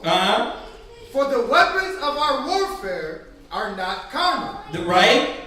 But mighty through the Most High to the pulling down of strongholds. So, we are not fighting a physical battle. right? Our wall is, right now, we're not building like Nehemiah the actual temple in the physical realm. We're building a spiritual temple, a spiritual house, right? We're building all these things that in the spirit we need to work on, right? When you say spirit, is what? What? Our mind. Your mind. The way we think. Right? The way we think, right? Because the spirit dwells where? Right. So when we say in our mind, we say what? When we deal with the mind, you're dealing with what? Let's get English wise. What? Your belief. What? Your thought process. Your thought process. What they call it? Your what? Your what? Your psyche. Your psyche. Your conscience. Your subconscious and your aware conscious. Right. So you're dealing with your mind, your psyche. So the spirit, right, is us dealing with our mind. You understand how we think, how we act? That's what we're building. You know why I bring it down to that level? Because a lot of people don't understand what it means to be in the spirit of the Most High.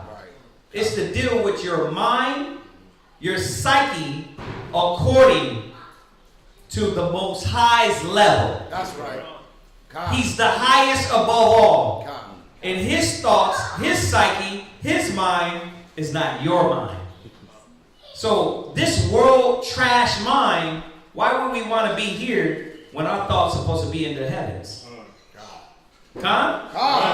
So we have to remember that this is what we're fighting for. We're not building nothing physical. We're building something spiritual beyond what is going to be here on earth. Right? So you finish that. The weapons of our warfare are not what? Carnal. They're not physical. We're dealing with the spiritual weapons, spiritual tools, spiritual battles, right? So jump back to Nehemiah. Nehemiah chapter 4, verse 11. Right, so while we're building these spiritual things, it says, and our adversary said, go ahead. They shall not know. Go ahead. Neither see, till we come in the midst among them. See, they always they're not going to see till it's too late. Are you facilitating that? Those demons, those thoughts, the negativity, to where Satan is working through you. Remember, the scriptures say the adversary, the devil, walketh around as a lion, right? Seeking whom he may devour. Right, but Satan is not here. As in, could you see his physical form right here? Wow. Okay. Now, we do see their physical form out there in the street, right? But it also works through men, through women. And not only through the white man. Y'all do believe that, right? It was like the question that was asked through the text. Who's wickeder, the 2/3 or Esau? They're both got demons on them. There's no wickeder. So Satan works through the black man too. And what? Yahweh Shai told the Pharisees and the Sadducees, who were Israelites, he said, you're of your father, the devil. Black people. Israelite people. He said, read that last part again. Neither see till we come in the midst among them. Go ahead. And slay them. Read. And cause the work to cease. Go to Psalms 37 and 12. They always are trying to cause the work, this righteous work, to cease. They want you to be caught up in your frivolous world because they want you to chase the dream. They want you to chase this life. But what is that life? Huh? Vanity? Vanity. Confusion. Lies. It's basically It's basically a disruption. It's a confusion. It's a disruption though, because all it's doing is causing chaos in your mind and making you think that you have to make a certain move to make something happen. Make a certain move to make a thought go away. Make a certain move so that your life can be better. Right. But in actuality, they're blinding you with that disruption of like the dream, chasing the dream. That's the trick, so that you can evade the real problem. The real problem is you working on you. You working on the individual within you because that individual within you is causing chaos and turmoil. And it's causing you not to seek the Most High.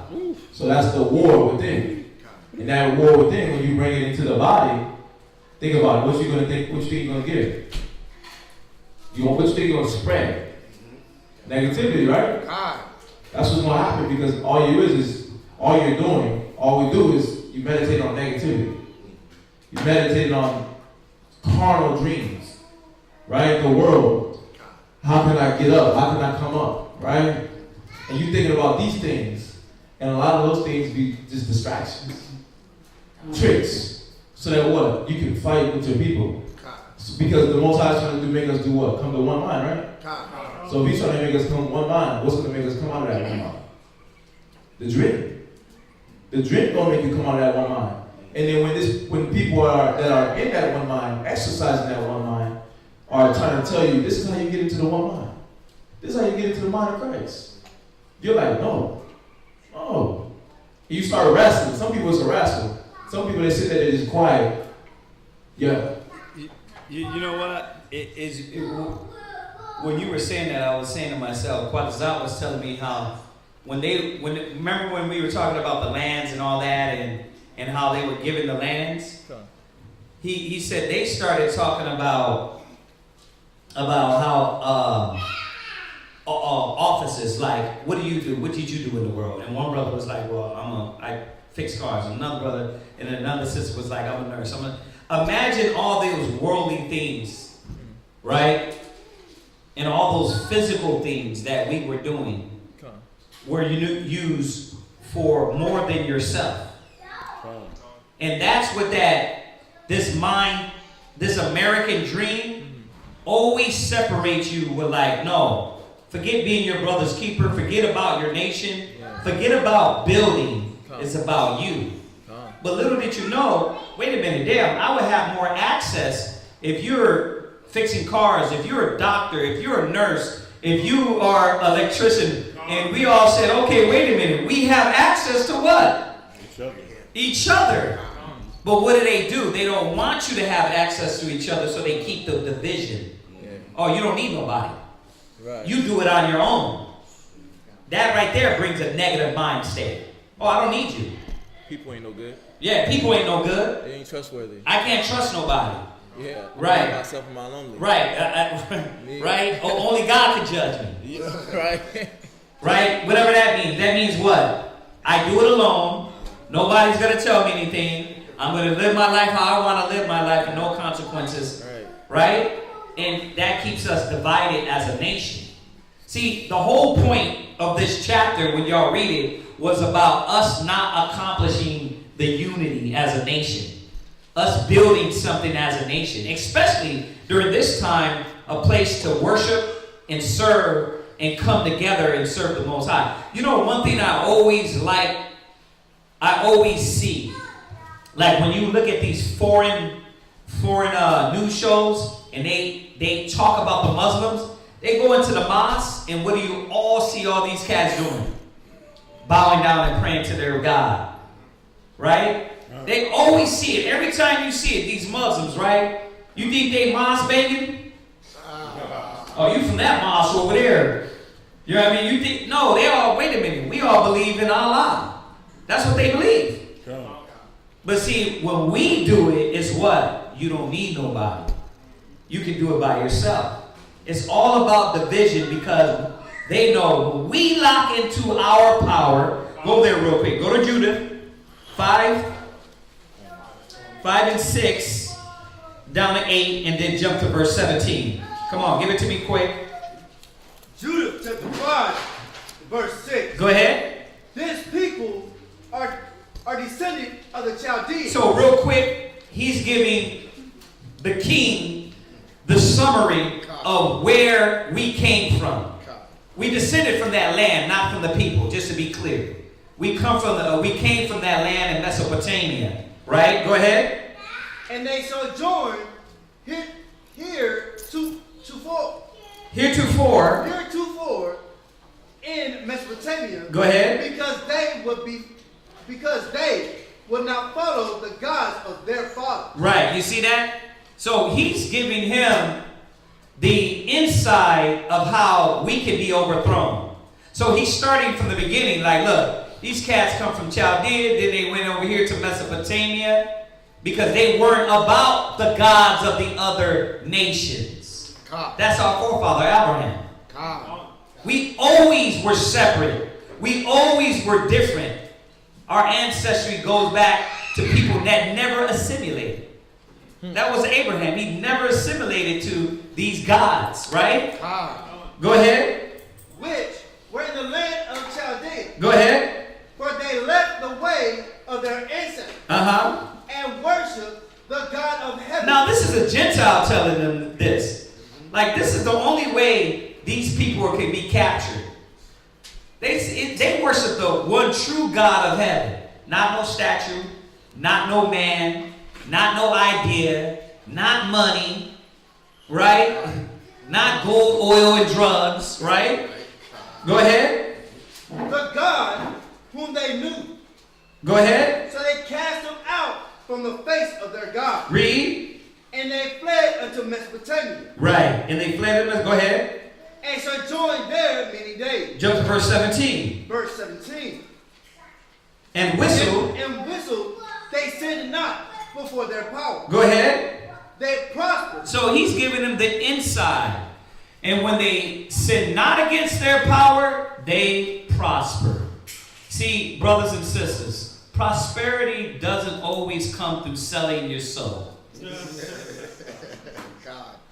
There is a prosperity of the wicked, right? Psalms 37, Psalm 73, right? We know there is a prosperity of the wicked. But there's a prosperity in righteousness. You don't always got to bend over. You don't always got to do drugs. You don't always got to do these things to reach a higher power. Well, I want to get peace. How do I get What's happening? Quietness. Tranquility. But that ain't damn peace. That's quietness, because after you humming, what the hell's going to happen? Problems. And you know what gets you through the problems? Wisdom. Now, what wisdom is going to get you to that problems? Because it ain't your mama's wisdom. It ain't your daddy's wisdom. Right? It ain't your girlfriend's wisdom. Why is it not the wisdom of the Father above all that was going to get you through that? So they knew this, that look, when we locked into our power, we prospered. Go ahead. Because their power that hateth iniquity was with them. Read on. But when they departed from the way which he appointed them, they were destroyed in many battles, very sore. See, and this is what they know. This is a heathen telling another heathen the only way to conquer us. And it's what? Divide and conquer. Let me divide you from, first of all, your power. What are you? I'm a Buddhist. I'm a Pentecost. I'm a Baptist. I'm a Muslim. Well, I believe in many of things. I throw it all up in a pot and stir it up, and then, you know what I mean? I'm with everything. I take some from here to there. You know what I mean? Oh, what do you feel about child molestation? Oh, that's bad. Based on what? You deal with everything. Where's the moral code of your idea with everything that child molestation is bad? Right. Because you deal with everything. Oh, so you make a choice what is good and evil. But I thought this was something that was going to get you more smart. It was supposed to get you more smart and intelligent. Well, the Most High already made morals to show you what? Why not to do these things? The knowledge of good and evil. You see that? While you over here picking and choosing what you want to do. And then 1 minute you're picking and choosing what? Well, I don't want to be a child molester, but I can be bisexual. I'm not hurting anybody. But your kids, because they're going to grow up and be bisexual, pansexual, right? Well, it's their choice. You got to see that this is why the laws, the commandments, the Most High has the rules and regulations. First of all, because He created it all. He knows what chaos is, and He knows what life is. You see that? And that's why they what? Oh, you believe what you want. Don't let nobody judge you. You can feel like how you like. God is love. God is love. Yeah, God is love, but God is an ass whooping too. God, that's right. Yeah, he pull you out and whoop you, right? What? Yeah, they don't understand that all the emotions and feelings that you have get from God. But they try to paint God as having one emotion, which is love. And they don't teach that God is balanced. Right. And that causes the confusion. There it is. Yeah. They take the one scripture, God is love, and then that defines him in everything. Well, let's go through all of it and understand about the power, our power. And the Most High gave us something simple as a book to read about it. You don't got to guess. You don't got a second question. He made it simple, like a child. Right? So you can't say, well, where do I go? Well, where don't you go? Right? What God do you want? You said, for lo, I come in the volume of the book. Right. What God do you want? You want the one true God, or do you want the fictitious God? Yeah, there's a lot of gods, right? But not gods, right? But what God are we serving? But you see that? You see why I like having this conversation? Because you see how damn chaotic it is? That be them. You be like, what the hell are you talking about? You're so damn confused that you got no direction. This is why you can't let the world determine your spirituality and what guidance. It gotta be the Most High. It gotta be the Father. It gotta be the Scriptures. Because He gave us simple rules and regulations to follow to show forth that you're godly. Y'all get that? Go ahead, read on. And were led captive unto a land that was not theirs. Right? So we get it. The point of going here is to show us is that these nations know. Why do they conspire? Why do they constantly try to divide and conquer? Because they know our power in the ruling we're going to gain when we lock into the one true God. They know what we're going to gain. They know what we're going to receive.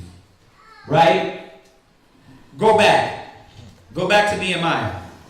Go ahead. Nehemiah chapter 4 and verse 12. Go ahead. And it came to pass that when the Jews was and it came to pass that when the Jews was dwelt by them, came, they said unto us 10 times, from all places whence ye shall return unto us, they will be unto you.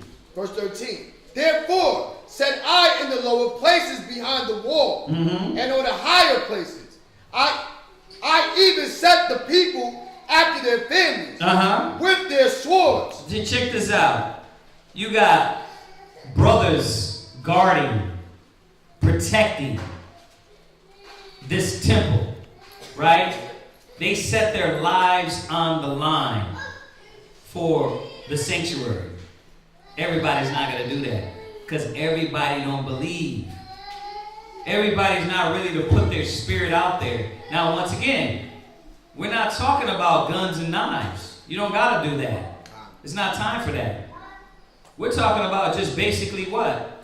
Setting aside your vision, your mind, your spirit, and locking into the Father. What is your vision? Okay, so you got the credit score, you got the money, right? You got the car, you got the house. What then? Now you want to see God? You going to put Him last? Why not just add the Most High in the middle of that first, and He'll lead you to all these things? See, the nations are backwards. That Greco-Roman mind is backwards. Oh no, you got to get this first, then you put God last. It's insane. Go ahead. With their swords, their spears, and their bows. Everybody put their lives on the line. Proverbs 17 and 17, Proverbs 18 and 24. I'm going to repeat them again. Don't worry. Ecclesiasticus 6 and 14. Proverbs 17 and 17. Read. Proverbs chapter 17, verse 17. Go ahead. A friend loveth at all times. See, everybody wants to be a friend. Huh? You hear that a lot. I'm a friend. I got your back. Go ahead. And a brother is born for adversity. A brother is born for adversity. So why are you there, brother? What were you born for? To show up. A brother is born for adversity. Why are you there, brother? To show up. But what do they do with brotherhood? They destroy brotherhood. So remember, we just read that they know the ins and outs of how to divide and conquer us. Right? So a brother is born for adversity. So what do I got to do? I just got to destroy the brotherhood. I'm going to start with what? A man and a wife that agree together. The Lord loves that. I'm going to start there. No more brotherhood in the house. No more sisterhood. She ain't the black queen. She's what? She's garbage. She ain't nothing. Right? I don't respect her. He's not your king no more. He's what? He's your boy. He's a nigga. Right? Right? I'm his mama. He's my child. They know how to divide and conquer. And no more brotherhood, no more love, no more unity. And nobody's showing up no more. A brother's born for adversity, but guess what? Who's not there for no more for the adversity? You don't got no more brothers ready to get on the lines with you with the swords. Right? It's rare. So I divided and conquer. It's easier for the heathen to get in and come in and teach your kids. It's easier for them to teach the kids so your next generation can be pansexuals, bisexuals, trisexuals, trisexuals, right? Well, I do what I like, what I feel. I mean, I go by the pronouns of, I'm not described by these pronouns anymore. Who the hell told you that? Where does Yahweh Shai say that? The Most High say, you know what? Those are pronouns that I'm taking out of English. The whole logic is so trash. This is why y'all gotta understand what we're fighting for actually means something. Right. Like Esau, this world, if we left it up to them, all you'd be doing all your life is being a worker, confused, a lesbian, and or a faggot. That's your whole life. Right? I'm making money and I'm living life. That makes me happy. That's it? That's what makes you happy, making money. All these people that got money, how come they not happy then? Y'all got to see that we cannot let the nations determine our work. We can't let these nations determine searching the God. And when you say the nations, meaning their logic, their ideas. That's why it says, love not the world, neither the things that are in the world. If any man love the world, the love of the Father is not in them. For the wisdom of this world is what? Foolishness. Foolishness with God. Their whole logic is off. The way they think. That's right. America's the most depressed, dope-infested, anxiety, mentally disturbed nation. Right. It's like, think about all the psychological battles that Americans have. Like, nobody can survive now without what? Pills or liquor or drinking, right? Or music. You got to think about this. So why will we let them guide our minds and our spirits and our souls? We got to go back to the source, to the Most High. Go ahead. Come on, read that. Okay, go from there. Go to Proverbs 18:24. Proverbs chapter 18 and verse 24. Then Ecclesiasticus 6:14. Proverbs 18:24. Go ahead. A man that has friends must show himself friendly. So a friend, who do you think was holding these lines on that wall? A brother, a friend. That's how you know. You're like, man, the harvest is plenty, the labors are few. Who's going to be working with you? a brother. He was born for adversity. He's going to be there on the line. He's going to show up for you. Right? He's going to be the guy. Hey, Shalom, I called. You know what I mean? And you picked up. Right? I was down. He was there. She was there. That's a brother. And not with no fictitious fake wisdom. Right? No damn what is it? Google Smarts. Google Quotes. No, with real hearty wisdom to lead you out of your situation. Right? That's what the brothers were there. That's who was on this wall. Not a quick fix. Right.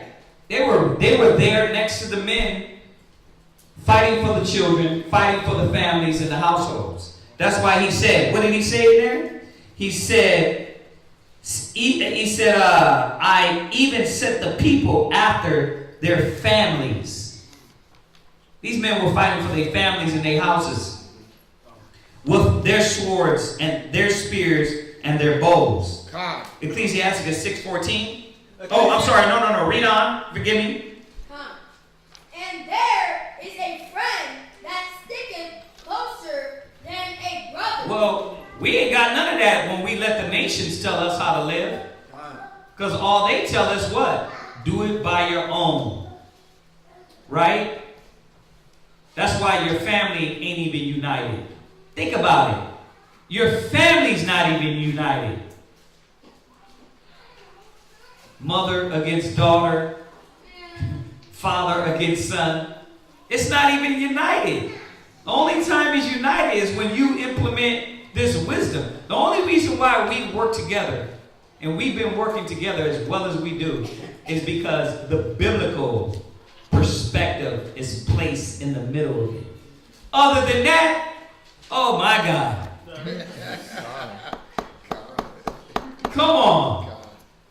Y'all don't understand why it got to be a lot of correction. Because we'd be chaotic. Don't y'all agree? People be coming in, trying to hit every sister in class? Huh? Brothers would be hitting every sister in class and passing them. You know what, Doc? I'm done. I'm divorcing her. Y'all were together 2 weeks. That's what it would be a big club. It would be church. It would be church. That's where there got to be a lot of correction, a lot of checking. That's what the Most High does. In the world, they don't got that. They got what? Do what you like.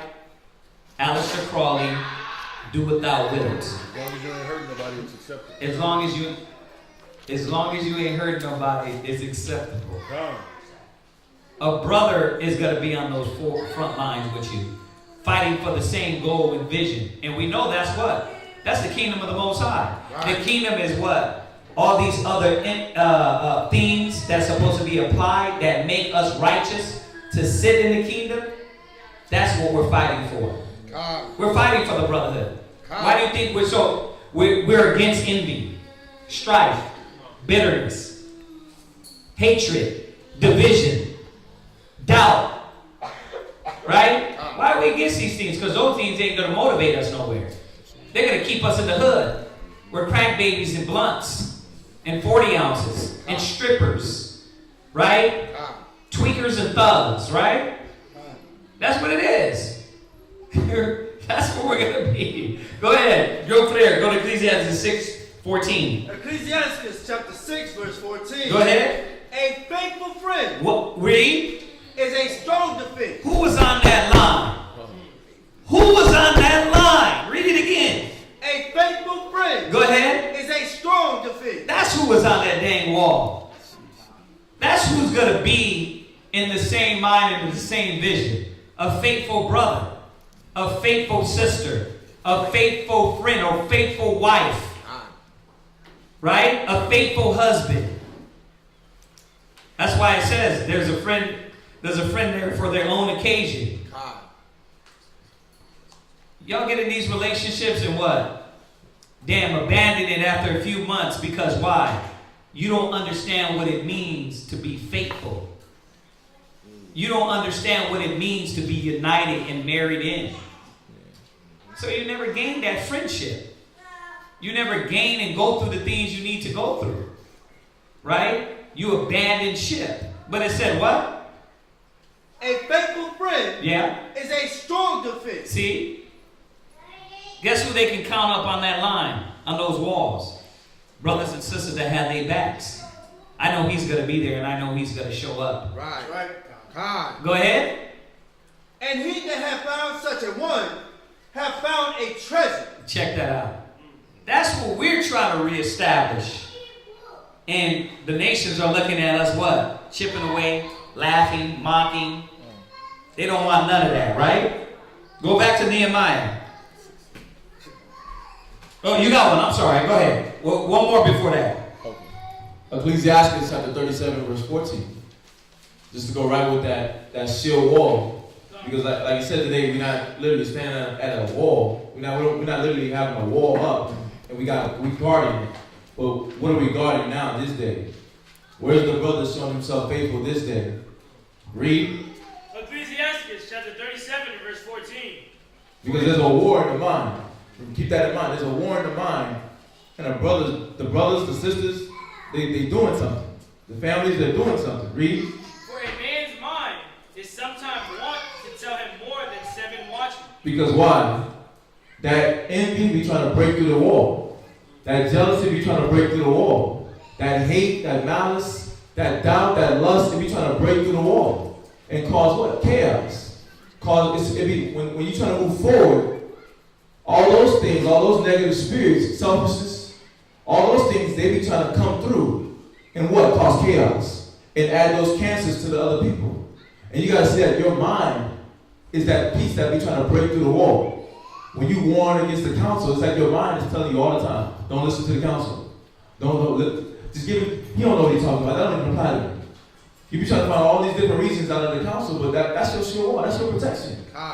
That's the faithful friend. That's the one that's standing right there next to you. When he call you at night, 10 o'clock at night, text you, 11 o'clock at night, see what's going on, see if you're okay, because you know you're battling, right? Whether it's because you got checked or because you're going through something, but he's still trying to build you up. The brothers and sisters still trying to build you up. Because he knows your mind is always trying to tell you something different.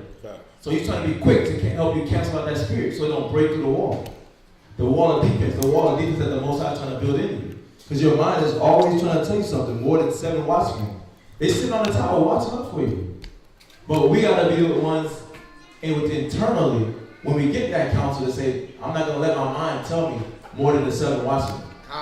I don't want to even get to the 7 watchmen. I don't want the first one to just tell me and I listen. Right? Shoot, if you take the second, I understand sometimes you need to have that second word. You should be able to listen to that first one, but a lot of times it's going to happen. That's the reality. So you should be going past 2. Right. You should be trying to listen. Yeah, you said it. Mouth of 2 or 3 witnesses. You got to hear the word. You can't let that demon in the wall. Because we were supposed to be a shield wall for one another. This is supposed to be the protection zone over here. We the individuals, our eyes, our ears, right? Our spirit, us working on ourselves is that shield wall. Because we build that line of defense against Satan when he tries to come in and destroy the building process. So, Okay, so where were we at? Where did we leave off at? That was perfect. What verse? Nehemiah. Yeah, Nehemiah. Nehemiah chapter 4, verse 14. Okay, jump down. Verse 19. Verse 19. And I said unto the nobles, and to the rulers, and to the rest of the people, right? The work is great and large. That's what we're trying to constantly remind brothers and sisters. The work is great and large. We got a large work. We got things, We can't let these small things deter us from the work that is set before us. This is the work of the Most High. What are you doing, right? While everybody else is putting their damn life on the line, you sitting back watching. Go ahead. And we are separated upon the wall. One far from another. Right. Jump over to verse 21. Verse 21. Go ahead. So we labored in the work. Read. And half of them held the spears from the rising of the morning till the stars appeared. You see that? So they working, and then the others are protected. Everybody's doing the work. Right. This is why we're reminding sisters and brothers, the work you do. Remember what Corinthians says. The least comely things are the most needed. The smallest things that you think you're doing is the most needed. Everybody plays a part. God. Right? Go ahead. Likewise, at the same time said I unto the people, let everyone with his servant lodge within Jerusalem, that in the night they may be a guard to us, and labor on the day. Go ahead. So neither I, nor my brethren, nor my servants, nor the men of the guard which follow me, none of us put off our clothes. None of us did what? Put off our clothes. Go ahead. Saving that everyone put them off for washing. Like, listen, we gonna change our clothes only to wash them. Now, check this out. This is where it gets crazy. 5 and 1, go.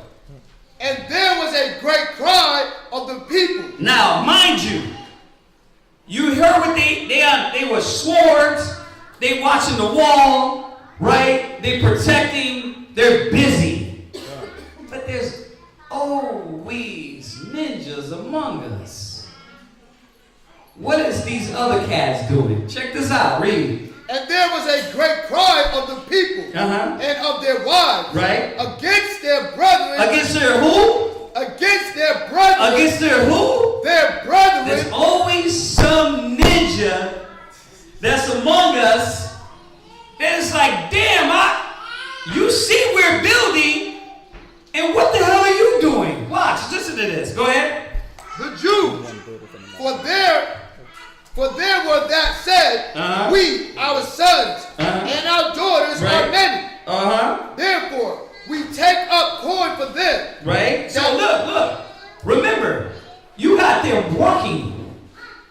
But what were these men thinking about? Sons, daughters, women, wives, right? Everybody was supposed to be thinking about the nation. Right? No, not these niggas. No. See, what y'all gotta understand is this. And this is why you can't be irritated. This is where I came to the revealing that we gonna be building, and it's going to be like that.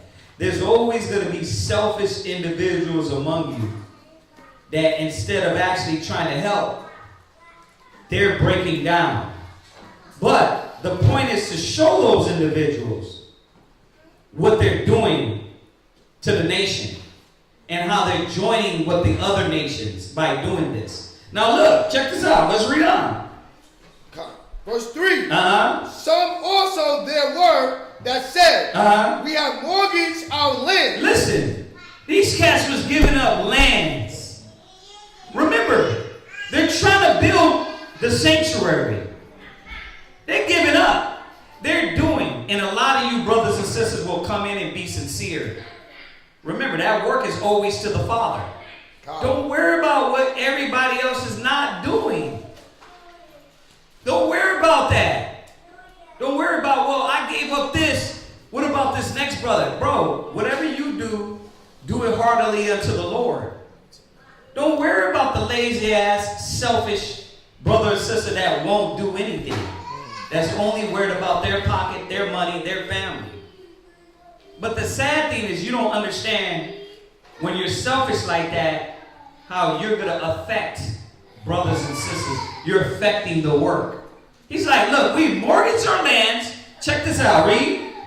We mortgaged our lands, vineyards, and houses, that we might buy corn, right? Because of the dirt, right?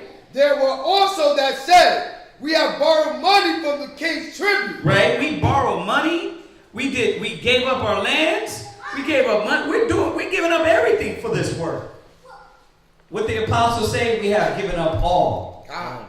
Right? There's been many men and women throughout generations that will do this. And guess what they didn't worry about? They didn't worry about the ones that didn't want to do it.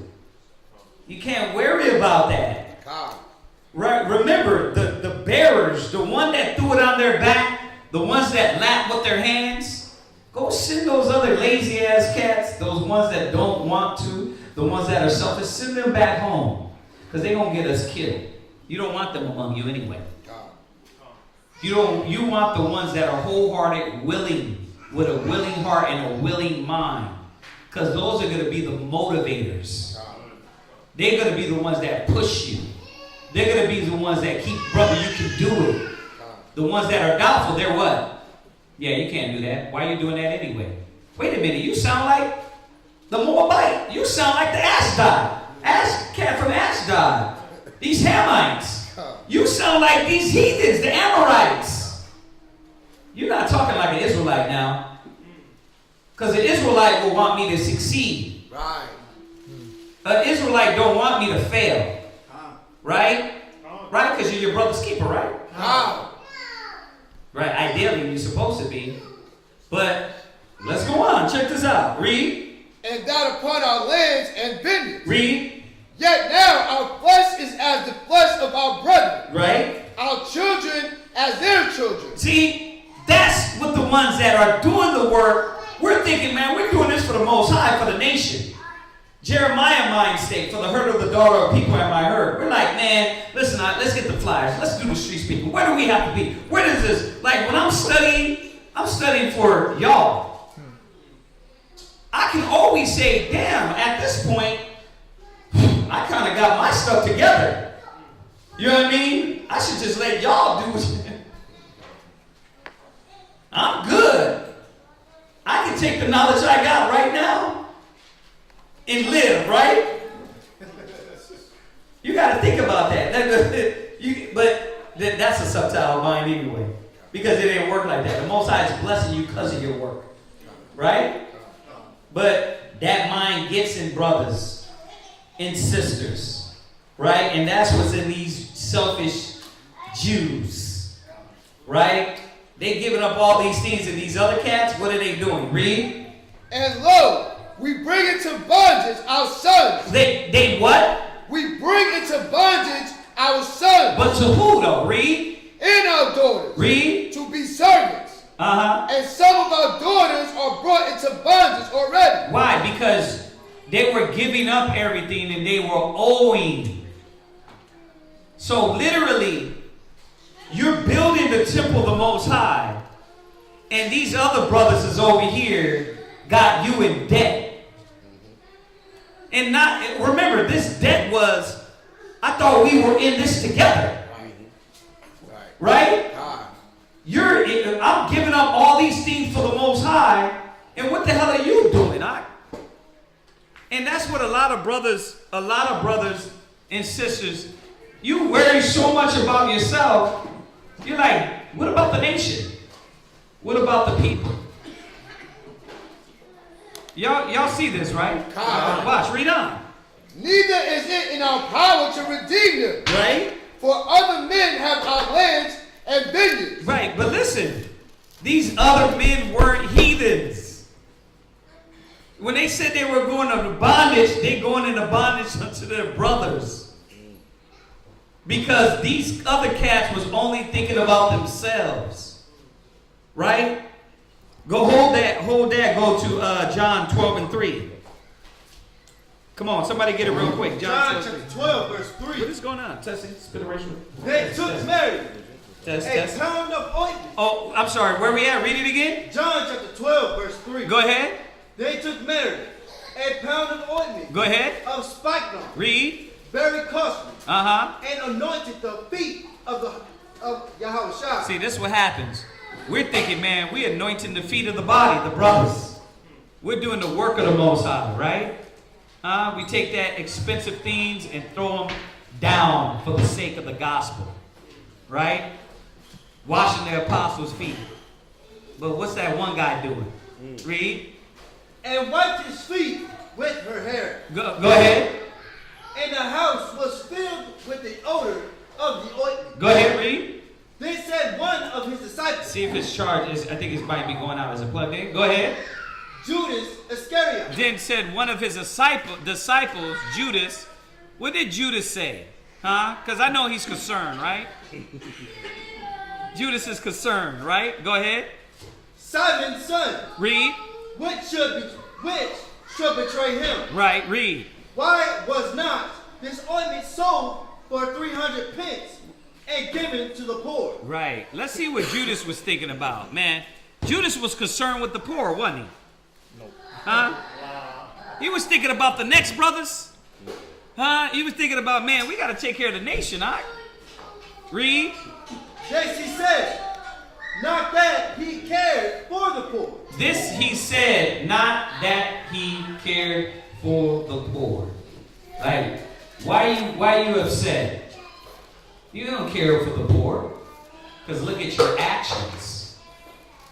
Look at what you're doing. You're deceptive. Now, you're going to see why I went here when we go back. Read on. But because he was a thief. Yeah. Go back. Now, check this out. Go back to Nehemiah. Nehemiah chapter 5 and verse 6. Uh-huh. And I was very angry when I heard their cry. Uh-huh. And these words. Read. Then I consulted with myself. Mm-hmm. And I rebuked the nobles. I rebuked the who? I rebuked the nobles. Wait, because who was getting paid? The nobles, all right? You doing all this work, man, and these cats is worried about themselves. I read this, I was like, oh my Lord. There's ninjas in Israel. Right? You doing all this work and you realize this other brother. Watch, let's get that. Go to Ecclesiasticus. Where you at? Ecclesiasticus chapter 34 and verse 23. Go ahead. When one builded and another pull it down, right? What profit have then but labor? Wait, we building over here the temple of the Most High, and now they're giving up everything. But they're giving this up to their brothers. Instead of their brothers saying, hold on, y'all building the temple, man. Y'all over there bringing back the order for the Most High, for the body. Right? Nah, y'all don't got to pay anything. But the scripture was saying, look, we gave up lands. We put our kids in bondage. You know what that means, right? Meaning they had to work that money off. So your kids are over there now part of what? The work. To build. That's what we do. We over here, I'm throwing everybody in. The dogs gotta work. The cats gotta work. You know what I mean? The roaches is working. That's right. You know what I mean? Everything is gonna go to work for the Most High. But while we're working, you over there sitting up like what? You got time. You got time to have demons on you.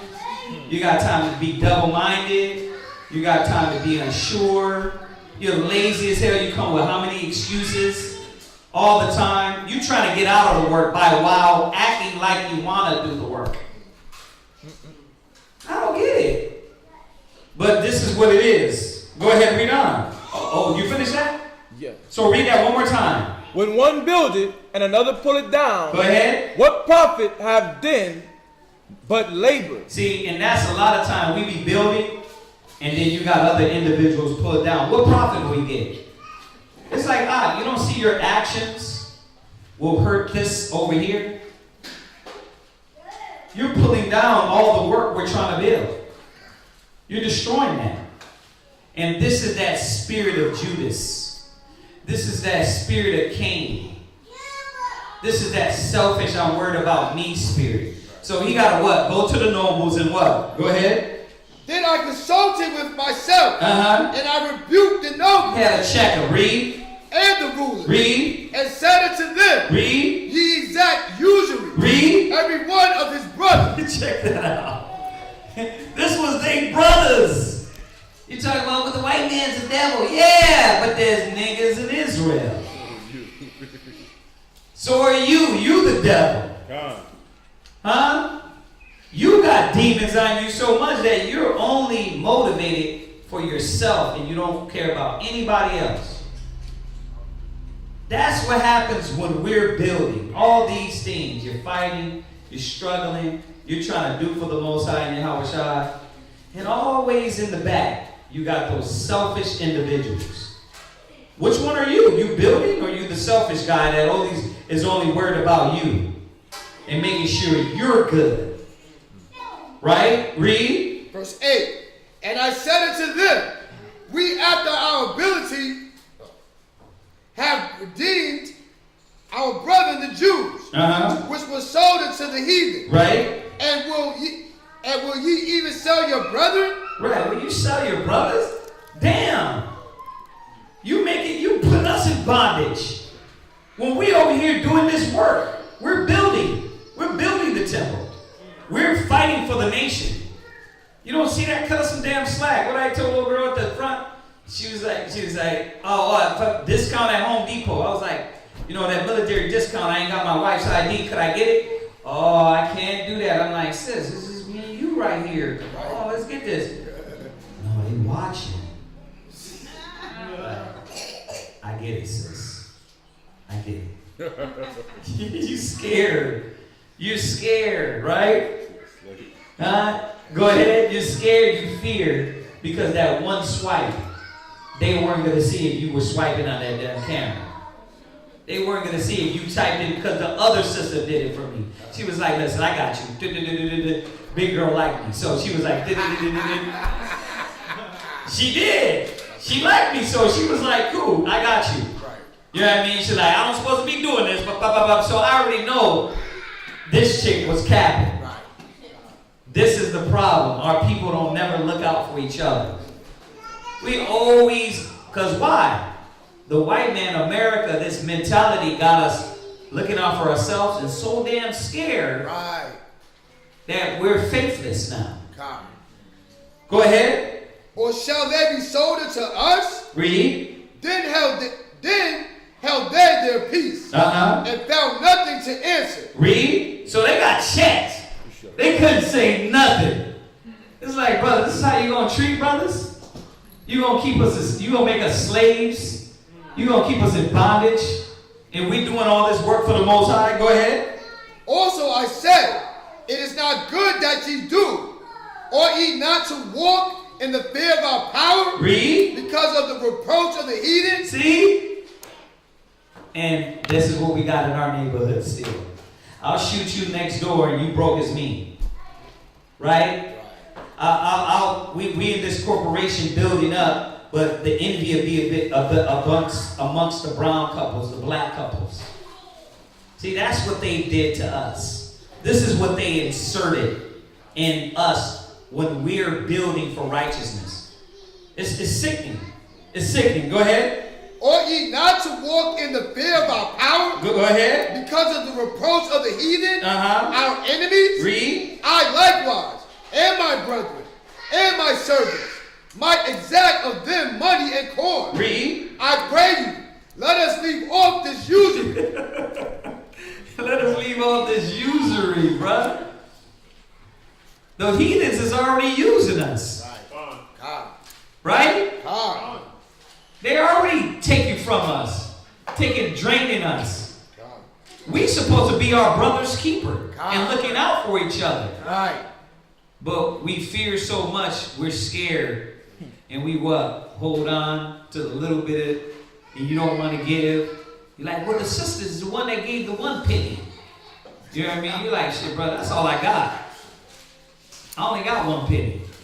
You know what I mean? That's how you look at it, right? The sister gave the 1 penny. That's all I got, bro. Y'all tripping. You trying to take my last penny? No, we're not trying to take that. We're not. Go ahead. Verse 11. Restore, I pray you. But you see that, right? See, when you're in the right mind, you're like, no. If you saying you're trying to take my last penny, no, we're absolutely not. You're going to give what you give heartedly and willingly. Because that's what the Most High wants, and that's when He's going to restore it anyway. And that's what these cats, watch, read on, it's going to tell us. Restore, I pray you. He said what? Restore, I pray you. Go ahead. To them, even this day, their land, read, their vineyard, read, their olive field, and their houses. Read. Also the 100th part of the money. Give all that back. Y'all know y'all off. Give it all back. See, what this shows us about as well as too is what? What this shows us? Financial captivity. This shows us financial slavery that the white man knew when he takes your lands, he takes your vineyards, he takes all these things from you. What? Now you got to be dependent on them. We got to depend on them now. Go ahead. And of the corn, the wine. Yeah, we can't grow no more corn because we ain't got a cornfield. That means we ain't got to eat if we did lack in other areas. Take the lands. Take the lands. Let's put them to financial slaves. Go ahead. And the oil that ye exact of them. Go ahead. Then said they, we will restore them. What did he say? We will restore them. See? So these brothers looked at it, checked themselves, and said, nah, we going to give it back. Y'all all right. Y'all are doing the work of the Most High. We're going to get this back. But how many times does that happen? Cats is so caught up in it themselves, they will destroy everything around them. The nations are destroying us. Then you're going to come in and destroy? Y'all got to think. We got to think. We can't be pulling down the same work that we're trying to build. You got to be adding to the work. If we keep going and going, you know how it goes. There's your 3 hours, 2 hours, 4 some minutes. All right. Does anybody got any questions on that or want to say anything on that? Anybody want to speak? Yes, sister.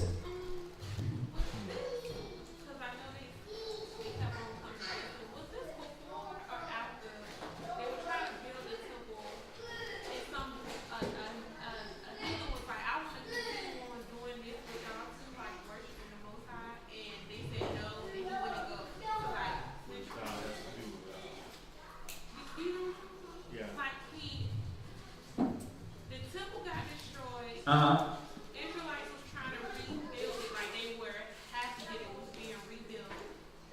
Another heathen wanted to continue on worshiping the Most High with them. They're like, you don't have nothing to do with us. Yeah, this is the same time. During the time of Esdras. Esdras, Nehemiah, they were in the same time. Yeah. So yeah. Go ahead.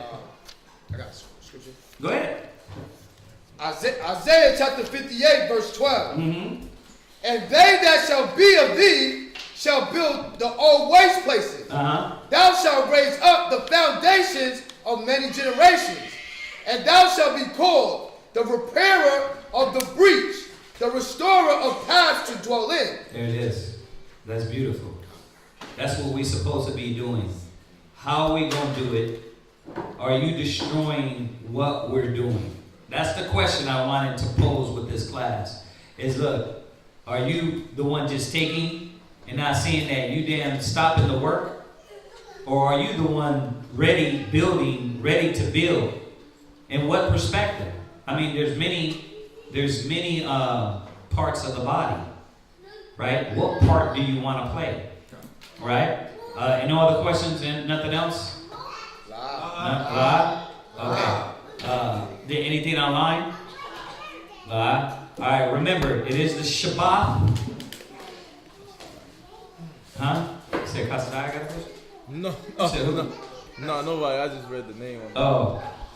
It is the Shabbat. Keep your minds, spirits in the mind of the Most High. Above all days, this is the day. What? No. What is that? Is it understanding on Ecclesiasticus 48:13? Did we do Ecclesiasticus? Yeah, we did that. We did do that. Yeah. So remember that. All right. Listen, I'm gonna say this again. If anybody, we need brothers and sisters to help with alms. Whatever you can give, help out. We also introduced or started the pantry.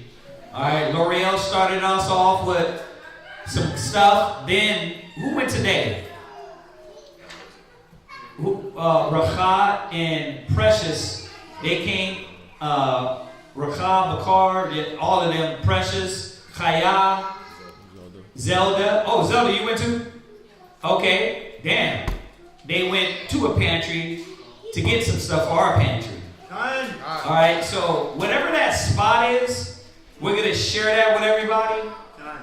Then, if you don't want it, and you don't need it for your house, you guys can give to the little pantry. Remember, we're doing this for that sake as well. The brothers and sisters that are in need or come have a battle within the month, need things, we have those things. Okay? Right. So, we started it out. Remember, like I said before, you don't got to spend $50. You can go, the sisters spend 40, you can spend 10. Get 5 cans of food. Get a few damn noodles. Something that we can have in the back for brothers and sisters if they are in need. Or, I don't know, when the lights go out, right? we don't know what's going to happen. You know what I mean? But we at least be somewhat prepared, right? So we'll move from, after we get the pantry filled up, we'll move to 9mm and Uzis. I'm just kidding. We're like, listen, everyone, buy a 9. Right. We're going to put it in the pantry, right? Yeah, like, he said 2 swords. Right? The door open and be all built. Nah.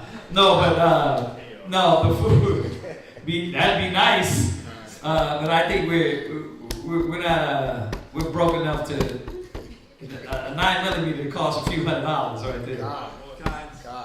But seriously, the food, you know what I mean? Remember, let's try to stick to it. Remind everybody. You know, I'll forget to. Just remind me, like, hey, remind them about the pantry, all right? Any other announcements? Any other things we got to announce? Next week, no, I'll worry about that. No other announcements, right? Okay, let's salute everybody online. Say shalom. Shalom. We'll see y'all tomorrow, Sabbath morning class. And everybody else here, I imagine will put you up in the kingdom, chilling with Yahweh and all the brothers and the sisters, cooling out, having fun, drinking yayin with Yahweh.